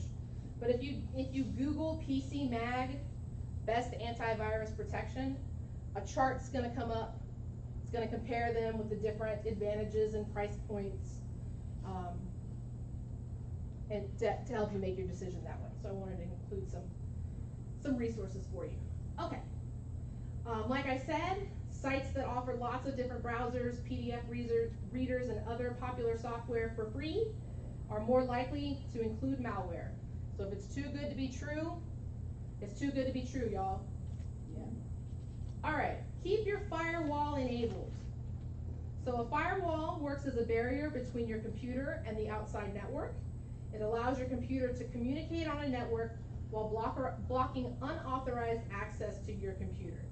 So for whatever reason, on my computer at work, I cannot access the Bonita Springs Estero Realtor Board website. I can't do it. Now I can't mess with my firewall at work because the white hackers have made it so that we cannot touch anything as far as settings go. But if I were at home, for example, and it was doing that, I would be tempted to go into my settings and lower my firewall so that I could then access that website. If it's telling you that there is a problem with the website or the website may be bad, it's for a reason, okay? Leave your firewall where it is, all right? Don't turn it off to try and access a website, because then that opens you up. Does cookies do anything to, like, sometimes blocking them and stuff? That has nothing to do. Nah, nothing to do. So no system is completely secure, even with all the antivirus software and whatnot. So it's important that you create offline backups for those important files. Ooh, here we go. That way, if your computer is compromised, you'll still have access to your files. Does anybody use an external hard drive? I do. Awesome. Here are 2019's best external hard drives. And I haven't heard of that one. I need to do some research on that one. But I've heard good things about Seagate. And I'm not just talking about a USB. I'm talking about, like, they're bigger. Well, that's a type of computer too, like Lenovo. Is it? Yeah. All right. But you should back up the backup. There we go. Back up everything in the cloud, because In the cloud. while backing up files to an external hard drive is a commonly used solution, it won't help you if something happens to both your computer and your external hard drive. What stops people from hacking into the cloud? Nothing. Oh, so Yeah, why are we still so safe there? No, there's protections. I mean, it's, you think about celebrities, their clouds, their photo clouds and stuff have been hacked into. Apart from throwing your computer in gasoline and lighting it on fire, there's nothing you can do. Yes? Just a question. Sure. Of malware, and like, if somebody was in your computer and they were redirecting your sites and stuff like that, and you backed it up, now you had your computer cleaned out, if you go to back up with that same hard drive, will that re-enter into your computer, or is it not able to? You can put it back on your computer. I mean, make sure your computer is free of the virus. But that's what I'm saying, like, say you had it, and you did a backup, then you had your computer cleaned out, then you went to do another backup. When you're doing the backup, can it re-enter your computer from the hard drive at all, or no? You mean the virus? If it did infect your external hard drive, so you wanna get your hard drive checked too. Yep, But, absolutely. but so you're saying if you back something up, it can come back in when you're trying to back Like up? after you She's clean the saying, computer, yeah, she's after saying, you can clean it. things that were backed up into your external hard drive, can it force itself back into your computer? You can put it back into your computer, your files. No, but can it do it itself, like, is that what you're asking, No, like? I was oh. asking, like, say The you virus. had a virus in your computer, and you did a backup. So now it could, like, be in your hard drive. Now you go get your computer cleaned out, Oh. now you put the hard drive back in to do another backup, can it come back into your computer from that hard drive? If the hard drive was infected. Right. Yep, for sure. I don't know, okay. But how about if you back up a virus into your hard drive, when you go to back up more information, it can't come back in from the external hard drive, can it, if you cleaned it up? Say it again? Alright, do you understand what I mean? No, cause I wanna make sure, cause she was asking a different question. Well, so you had a virus Mhm. when you backed up your stuff, right? Uh-huh. Then you had your complete computer cleaned up, but you didn't do anything to your external hard drive. Is it able, when you back up the next time, for that information, that virus to come back? That's what she's asking, and yes, it is. That's why you would need to get your external hard drive checked out too. That, oh Yeah. gosh, that's so many things to do. Can the It's- virus get to the cloud? No, I don't know of any clouds that have had viruses, just been hacked into. You know, your files are, you know, as far as, you know, viruses are protected in the cloud. So, what was I gonna say? Regularly backing up data to the cloud, to multiple locations, like with an external hard drive and offline, can make a world of difference if you are hacked. This way you can salvage what you have and won't be held at ransom, with that ransomware. So that ransomware was, if you have your stuff, if you get that flash that says you owe $5,000 in Bitcoin, who cares if you have it all backed up in the cloud, you know? Keep it, I don't need it. So that's definitely something to think about. And .loop is a cloud-based software. Question? Sure. So yes, I do have the bigger external hard drive, Uh-huh. but I also have thumb drives just for the files that I use at work. Mhm. Daily, I put it in and out. When you said you're not talking about the thumb drive, are those more vulnerable or something? It's not that they're more vulnerable, but the external hard drives hold more than will storage. Okay, Yeah. yeah, Mhm. okay, thank you. Yeah, no problem. So this is the best cloud storage and file sharing services here of 2019. I don't know if, we use the box at Realty. I think it's going away, but we use the box. OneDrive for Business is a big one. And then, you know, Google Drive, Dropbox for Business, those are pretty common. We have that for free. For free, good. Which one? Google Drive for work, every person that has KW account, you have a nice Google Drive for work. And then I just wanna point out, there's a difference between the Google Drive for work and then the free version of Google Drive. Cause anybody can like have a Dropbox. Dropbox is free. But the Dropbox for business, those are much more protected. So if you have, And we have Dropbox. If you're able to We utilize don't those, use your work, Google that's great. Drive. Mm-hmm. In my team, we use Dropbox, but we are because of our team, we have the Google Drive and we pay for Dropbox. Okay, good. And the size that we have for Google Drive from our KW account is even almost the same size that we paid for Dropbox for business. I didn't know that. Nice. Yeah, So- we didn't know, we So didn't the know, personal we just learned that Dropbox like a is couple not of weeks business, ago. isn't as protected? The free ones aren't as protected. It's just like a free email. Oh. It's not as protected. Yeah, I know. I've ruined your day, man. Isn't she adorable, her expressions? Marlene. You're fine, you'll be good, just be careful.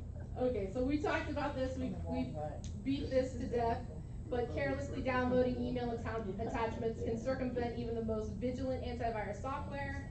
Never open an email attachments from someone you don't know, and be wary of forwarded attachments, alright? right? That's practicing good cyber hygiene. Okay, so you wanna keep your browser's default security settings. You don't wanna mess with those. Use at least the medium setting. Many browsers come with built-in security scanners that warn you before you visit an infected web page or download a malicious file. If you mess with those settings, just like if you mess with your firewall, you're opening yourself up to being able to visit an infected site, or things will come through that wouldn't normally come through if you were using it correctly. We talked about this. Scammers insert unwanted software and spyware into banner ads that look legitimate. Does anybody know what spyware is? Someone told me to download that on my phone, like a malware. Spyware is, to me, is the most terrifying because you don't know it's there. They can monitor your keystrokes. Okay, then maybe she said this is years ago, download malware on my phone to protect it or something. It was like, I didn't because I didn't know about it. Malware is bad. Well, what is, there's. No, it's a protector against it. A protector against it. Yeah. The phones, they come with it now. They're good, they come with them. So you didn't have Kaspersky up there, that's what we purchased. Kaspersky was on the 2019 best ones, but I purposely did not put Kaspersky on here because Kaspersky was hacked several years ago. Oh. So I didn't want to recommend Kaspersky. Because we were Norton, was it Norton? McAfee and Norton, we were both got into like both of those. So we went to Kaspersky and just stayed with them So far so good, yes, but it was years ago now that they had issues. So because I had it up there at first and people would be like, why do you have that there? I was like, all right, I'm taking it down. So they're gonna sue you. They're gonna sue me for educating them wrong, yeah. All right, so make sure your wireless network is secure. When someone uses your unsecure internet, they become a part of your network, acquire an IP address, and can surf the web on your dime. So everybody knows, like on their computer, when they right-click down here, looks like that little icon down there. They can see the wireless networks in the vicinity, right? If you do that with yours, and there's not a little lock in front of it, that means your internet isn't secure, okay? And that's bad. The neighbors can use your internet, and if they're hackers and they know what they're doing, they can access your network, okay? So you always want to make sure your internet is secure. And that brings me to something very important here for realtors, and that's to avoid public Wi-Fi hotspots. Starbucks, Panera, the airport, McDonald's, hotels, the library, they all the free Wi-Fi, it opens you up to be hacked very easily. And it can tap even into your phones? Oh yeah, phone's a computer. I know, so that's just clicking now. So Yep. how do we avoid that, because we're always on our phone? That is a great question. Thank you. You either avoid the public Wi-Fi hotspots altogether. Turn it off and use your data? You can turn it off and use your hotspot. Okay. Or if you do a lot of business, like at hotels and the airport, you know, for people who travel and stuff, a virtual private network is recommended. And so what that will do is when you right click down there on that icon to see the available networks, it's either gonna show a lock in front of it, or some VPNs won't show you all together. It'll be like you're not even there. No one will know that you're accessing the internet, okay? And these are the best virtual private networks of 2019. It's supposed to be really good too, but it makes it, it makes it so that you know your wireless connection doesn't show up. Mm-hmm. I use NordVPN, Uh-huh. and it's fantastic. It masks your IP. It gives you a different one, so they will not find you under your IP address. And it works kind of like a long tunnel from you to your access point, so people can't penetrate into that tunnel. when So they're that's going into it. NordVPN? I use NordVPN. Yep. I have VPN unlimited. But you gotta love that one. I do. I actually Tunnel going to VPN? look for it. Hack my ass. I have VPN unlimited, but I just, for the heck of a joke. It always gets a laugh, but I've wrote this class in 2017 and I've updated these every year. These are 2019, and Hide My Ass has been on there consistently as one of the best ones. So, all right. Do not use free email services for business purposes. Okay, we talked about that, pretty much covered it earlier when we were talking about wire fraud. You're given that KW email for a reason, okay? Use it, protect yourself. So if you didn't have Keller Williams, what would you suggest? Because I know other people who are agents and I don't know if they get something from their company. I know, I taught this at I won't tell you where I taught it, but I taught it at one that didn't have it. And, they were like, what do we do? I suggested Outlook. That's not free? It is free. It's one of the better free ones, but there's, you know, So if you work Gmail for Keller Williams and you bring all those agents here, you'll get profit sharing. That's They right. off of their Keller sales. Williams has it, come on, Just saying. Keller Williams. I'll get money? Yeah, if you work for Keller Williams. Oh, I thought you were just saying I would get money. I was like, I'll think about it. So Gmail accounts aren't good to have? Not for business. No, ma'am. So even using your company's email account isn't a foolproof plan because email users open suspicious emails and open attachments or click on those emails. But like we talked about earlier, legally, you're a lot more protected. And then this was my suggestion to the office that I did this at that didn't have a company email address, is to send sensitive information encrypted. And that's why I suggested Outlook for them, because Outlook is really easy. It's really easy to encrypt an email on Outlook. You're more tech than I am. Will you explain? I'd love to involve you. What encryption is? Like, what is an encrypted email? Because a lot of people are like, what does that mean? You're adding an extra layer of security.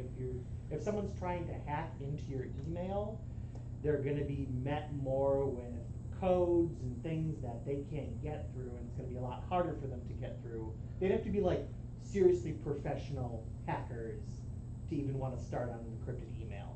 Most of these people are gonna be like, oh, I don't wanna waste the time with the next go to person. the next person. Right. We're talking like if you're maybe a spy or a corporate saboteur is when you'd be trying to hack into an encrypted email. Right. Otherwise, these other people are like, next. They're looking for that Yahoo, Yeah. AOL, Gmail Yeah, they are. account that they can. Well, I'm doing my cards over. How do you Tonight. encrypt it, and does it come up as a funny message, like you have to have Yes, you do have to have a code to get in it? and send that in a separate email. A lot of people will send an encrypted email, and in the body they say, here's the password. Every time? Yeah, every time. It's kind of cumbersome, but you know, if you're getting things like wire instructions, you know, if you were a property manager and dealing with social security numbers and stuff, I If would you're dealing use. with someone sensitive, I mean, I wouldn't have your clients sending you I don't really. their do- pay stubs and their No. PII information, that No, needs to they go put it on all to the mortgage lender. I mean, I Yeah. remember back in the days where the realtors were gathering all this information, like, stop it. Like, So we let the don't really lenders get do it. anything sensitive Right, anymore, do let we? the title We don't get companies do social it. security We numbers. have the encrypted emails, we're Yeah. protecting the clients, we're protecting you. We're trying to leave you, go out, sell, list, get your buyers, get the contracts, but let the lenders and the title companies handle the encrypted, you know what I mean? I The mean, only thing we have it's is a good to contract, do it really, from and your it's Keller that. Williams so you're protected, because you can't stop them from sending you something, but. But I put this in there like for the realtors that do property management as well. Yeah. They really should be using, you know, encrypted emails when they're talking about. There are Yeah. also equipment-wise, like Apple computers, it reads your fingerprint instead of having to put in passwords. And there's programs where you can just incorporate your fingerprint because you're unique to that. Right. That's the only thing that's gonna So open. I have for some, but my iPhone doesn't do it for everything. How do I do it for everything? Is there? No, it has to be built into the program to be able to Oh, do I that. see, that's why, yeah. And the more technology that has that type of thing, the more we're gonna see it. Yeah. I chuckled earlier, cause I heard you guys talking about this before class, I think it was. So you should never store vital personal information in your email. And when I first graduated from college and got like a big girl bank account and started getting like, you know, usernames and passwords to things, I thought that the best thing to do would be to email those to myself so that I always had access to them, okay? So, you know, naive, just, yeah, I didn't know. Be careful with the notes function on your phone. For example, I have Gmail for my personal email, and if I were to save a note in my Gmail account, and I put a username and password, someone hacks my Gmail account, they're able to see those notes. Okay, so I keep stuff like that, you know, personal stuff like that in the cloud if I need it, but never store vital personal information in your email. If they hack your phone, can they take your photos? If they're just on your phone, Correct. yes. If they're in the cloud, probably not. If they're in your cloud, in your phone, then they can, probably. If you have it set up that where you have to do the password every time you get in your cloud, then no, they can't, but if they hack into your phone, they can.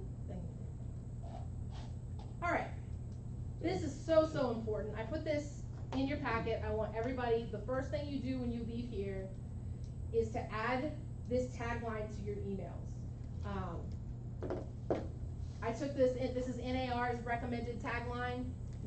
So in your signature line, type this in, and so every correspondence you have with a client, this is there. That way, if you do get sued and they come back and they said, you never warned me about anything, you print those emails. That whole thing? Yeah. Oh, wow. Yes, ma'am. Ours are longer. Ours are like this long. Because this covers you. This Is it helps. in the packet? It's in the packet. On Mhm. page Put it 5. under your signature line. That way with, you know, you can say every correspondence I had with this customer, I was warning them about wire fraud. Okay? It'll go a little longer, it won't be that long, it'll be, yeah. Yeah, under this is your like signature huge line, one. It's worth it. stretched. It's definitely worth it. Yeah. Definitely worth it. Helps limit our liability. There you go. Yes. Okay. Hackers can put rules in your settings that will forward certain emails to their accounts. So every now and then, check your email settings, make sure no rules have been set up that you didn't do. Where would you find that? In the settings. Rules? Yeah. Look for settings and rules. And what did you say we're doing with that? Check your email settings for what? To see if they've hacked into your email and you may not know it. But if they've gone into your settings and set rules to have all your emails forwarded to them, does that make sense? Yes. So make sure that there are no rules set. Regularly purge your email accounts. You know, if you have important emails, archive those, but don't just leave them there. I'm so sorry to No, you're keep fine. interrupting. No, please. This is where I don't, well, no. So I'm like OCD with files. Mm-hmm. So all the emails I get from my customers are in a file in my Gmail. That's the Keller Williams one, either or. But because I have them in their own little files, are they vulnerable? If it's Gmail, sure. It's the Keller Williams Gmail. It's like TrishaBonnell@kw.com is through a Gmail, but our @kw.com is protected. If it's at kw.com, you should be good. So even though I have them in a folder, Mm-hmm. it's still protected. Yeah. Yep. This is just a personal tip because people start talking about, well, I can't find my important emails. I don't erase them because I get all the spam. Use a primary email account for your official correspondence, such as financial and medical, and then make sure that account has its own unique password, different from your other accounts, and then have another one for your shopping. That way your account, your main account isn't inundated with spam, okay? Just something to consider. How often should we change passwords? Often. Oh, boy. We'll get to it though, I promise, it's not bad. Financial institutions require them to do it every 60 to 90 days. Yeah. And that's what's recommended. Okay. Oh, my goodness. So, I used to be in the medical field, and they used to have us switch our passwords probably that often. Some of us just kept going back and forth to the same two, is that not? They won't let you anymore. A good Not idea. anymore. Yeah, They got a they'll tell history in there, and if you've used it in the last year, you can't use it. Okay. I get the notifications when I need to.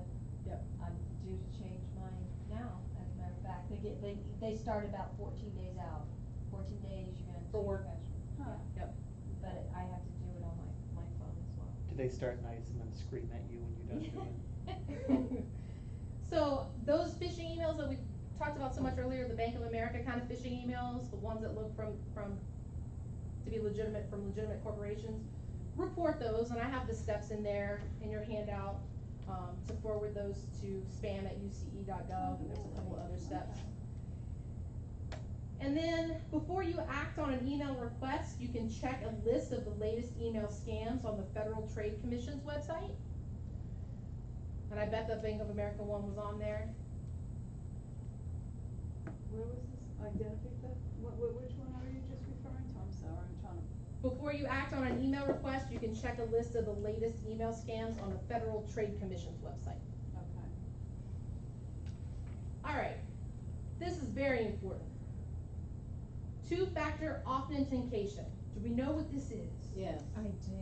You Yes. do? Oh, I good. use it. No, I don't. On my. Maybe I do, but I On don't my know the IRA account. terminology. It's a second layer of protection. So, for example,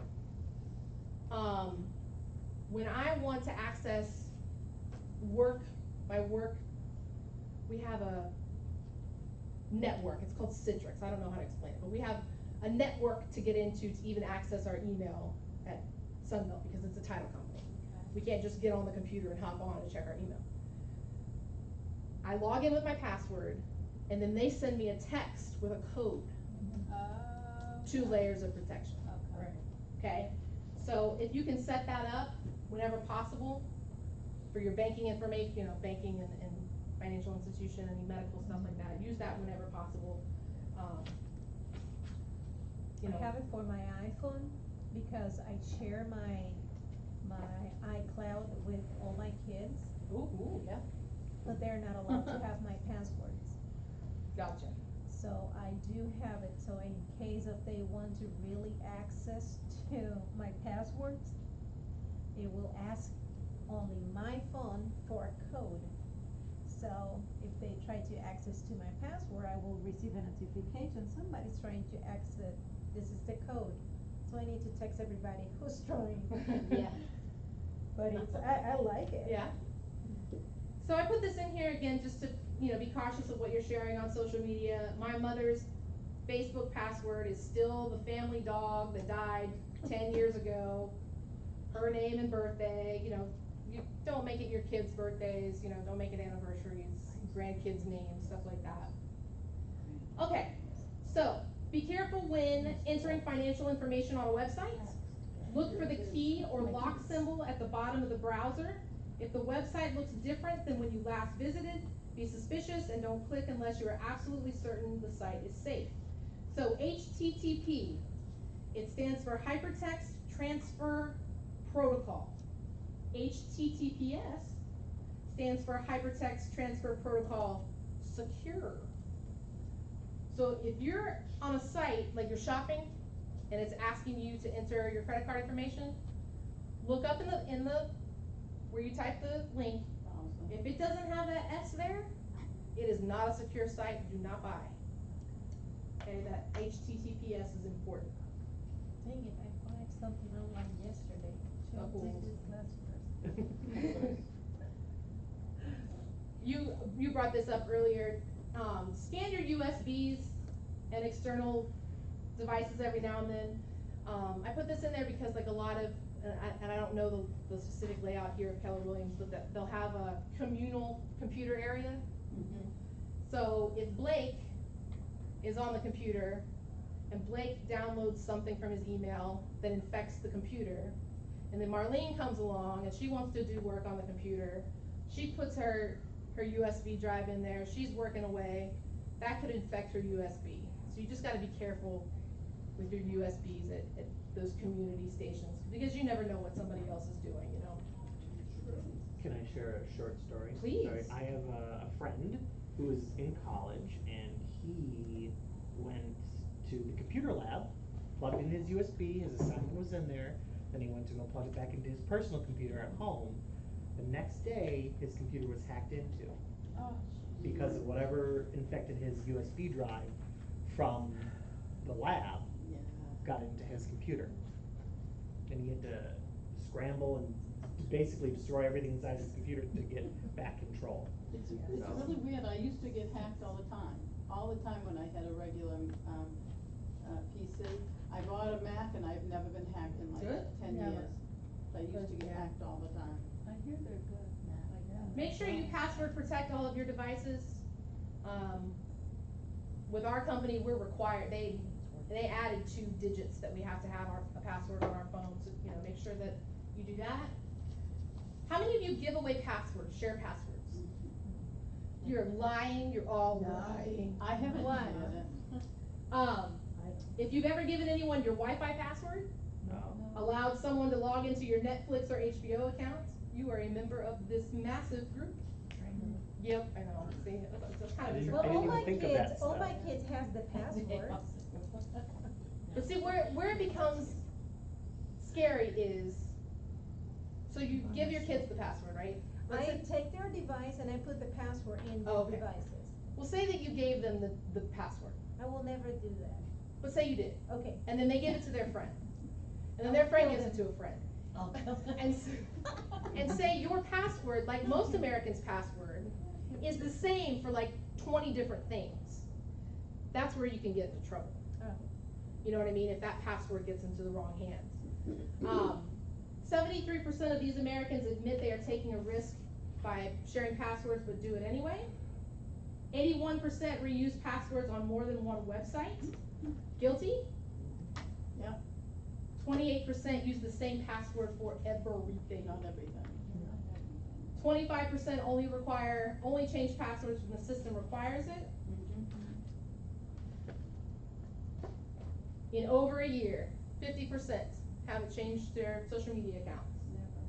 I don't even remember my password from Facebook. Oh. And then It's like we always were talking about It's earlier. written down. Yep. 30% use the names of their kids, pets, or birthdays. Alright, so I'm gonna teach you how to choose a stronger password, alright? I'm gonna get you out of here in 5 minutes, I promise. We don't mind, we need it. This is very good. Yeah, we need it. Okay. So first and foremost, here are the most common passwords, which terrify me. Password. Oh, boy. QWERTY is the top of the keyboard, Yeah. and I don't know why. I looked at several different lists online, and monkey was on all of them. What? Why? I don't know. People are weird. They go ape over. Alright, so you have to these days, but you need to use a combination of upper, lower, symbols, and numbers. Don't use any of those common passwords we just talked about. 8 characters is good, 10 is better, 12 is best, I do a risk.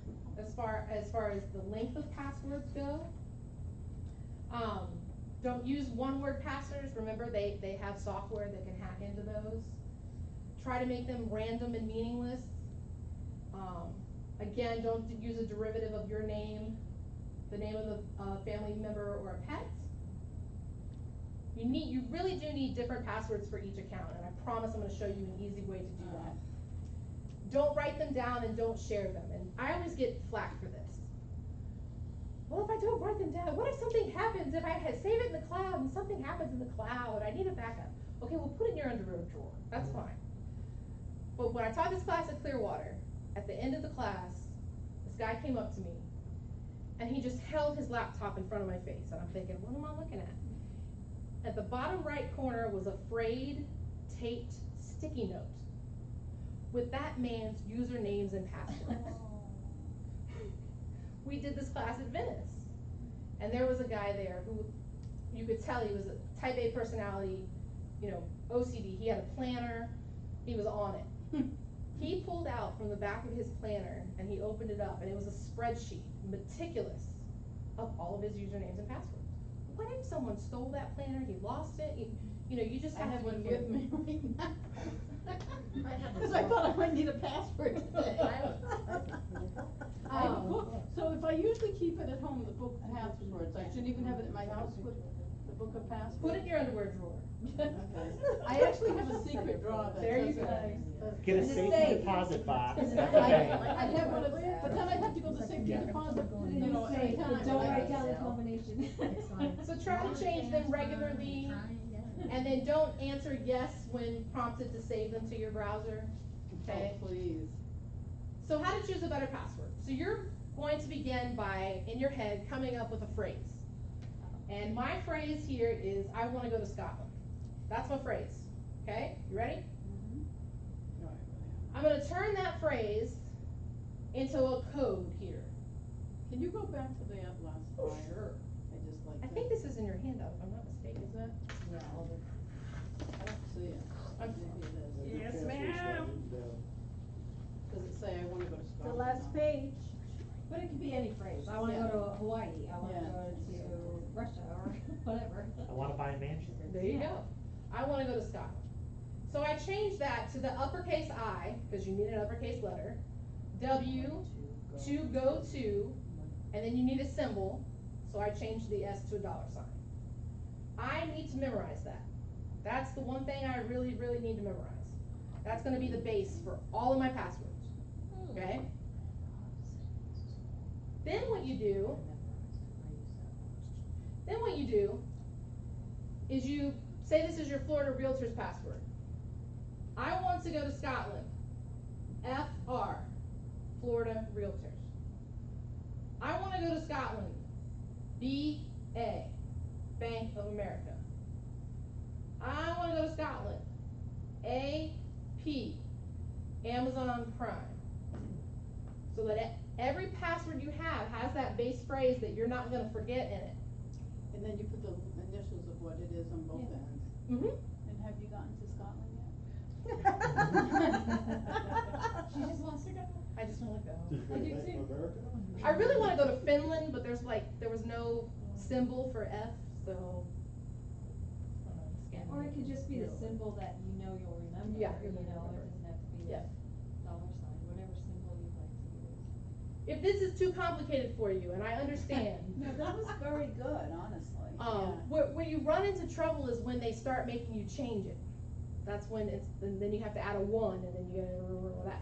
So that's where you should consider a password manager, okay? Password managers, apps on your phone or on your computer that save all of your passwords for you, all of your usernames and passwords. They'll update them for you. They'll create them for you, so you know how I told you to make them as random and meaningless as possible. How safe is that? That's what I said Thinking, when I she was said just thinking, that. I thought we I weren't. think we're supposed to be changed. Yeah, what if they get hacked? But, well, that's true, but so far, so good. I'm sad my boss left. When he comes to the classes, he always tells about how he decided to do one of these. I think he did Keeper, but he forgot the password to Keeper. So you have, but the only It username. must take an act of Congress to do it, find it afterwards, if you Yeah. can't remember it. The only username and password you have to remember is the one to get into your password manager, and it stores everything for you. Okay, so it's something to consider. I use LastPass. You like it? So you're saying every time you go to a site, it will kick in the password for you? Mhm. Oh, Some of you them don't will have do to do I have a little anything? book. Some of them will do that. Dashlane does that. Some of I them memorized, don't you memorize? you have to pay. Yeah. You know, they all depend. Keeper's free, right, Donna? I think LastPass is as well. All right. So how do you know if you've been hacked? If people you know start getting emails and messages you didn't send, you definitely have downloaded something or been hacked and need to take care of that. If the messages in your sent folder has emails you didn't send or all of a sudden has been emptied, okay, that's a sign that your email's been hacked. Again, social media accounts have posts you didn't make, or you show up, your face shows up, and the people request to be friends with. If you can't log into your email or social media accounts, follow Facebook, Instagram, whatever's protocol for retrieving your account. If your computer slows down, crashes, or displays all these things here, then you downloaded something. Forehead. You're being hacked. If your computer won't shut down or restart, and that's what actually happened to me and the ex-husband's computer, it finally just stopped turning on.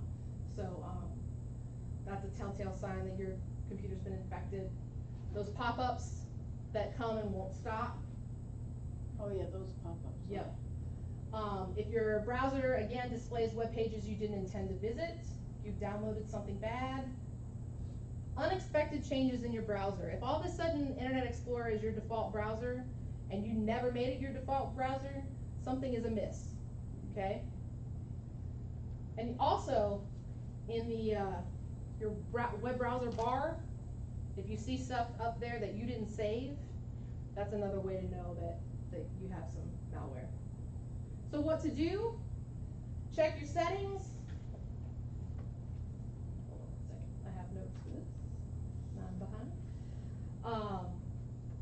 If the computer's antivirus program, anti-malware program, or firewall has been uninstalled or disabled, it can be an indication that you've been hacked. Let me preface this, don't do this yourself.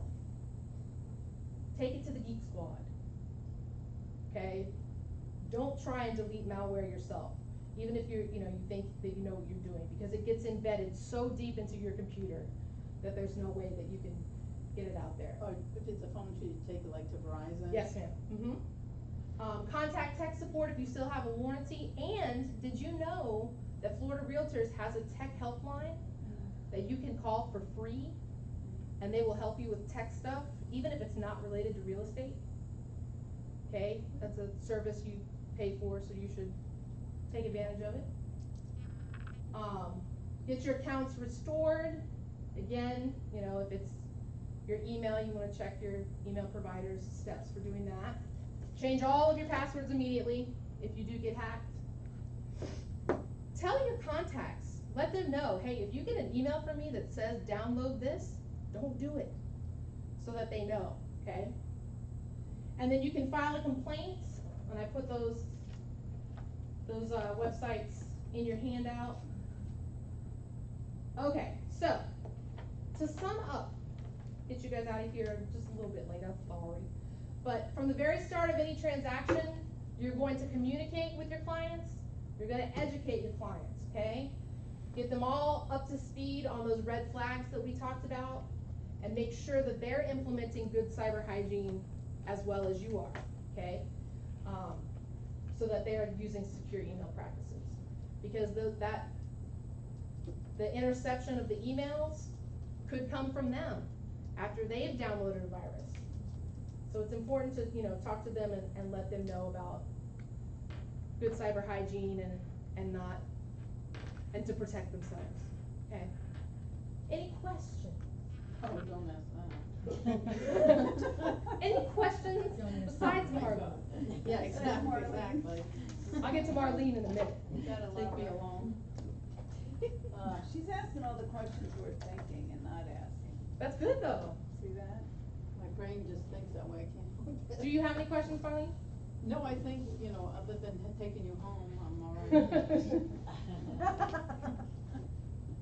Well, if there's no questions, class dismissed. You guys did great. Thank you so much. Thank Thank you. very much. Appreciate it. Amanda's great. She's our West Coast educator, so she travels from Tampa all the way down to Naples, Marco Island. And now up to Pensacola. And now up to Pensacola, so she Wow, that's a does long these haul. educations all over the West Coast for us, so. But Thank she you lives in very Tampa. much. Yeah. I'm happy to do it. With her Thank you guys. pigs. She's got pigs. I have pet pigs. She One has ran pet away. pigs. One ran away yesterday. We got, Password must not we be got her the though. fixed name. She's all black, and it was Oh. pitch black. I took her to my parents' house. She's a new pig, and I rescued her. She was attacked by dogs, Oh. and so she's had a lot of surgery and stuff. So I'm going out of town for work, and took her to my parents' house to get her acclimated to their dogs. And when we were leaving, I had to put her down. She was too heavy, it was taking too long. She just took off, and We used Cheerios to lure her back. How many All was pigs do good. you have? How many? 3. I have 3 now. 3 pigs? Oh, that's cute. What are their names so we can check your password? Exactly. That's all I said. Don't use your That's awesome. I'm not telling. Thank you, everybody. Thank you guys so much. Thank you very much, appreciate Thank you. it. It was good. Yeah.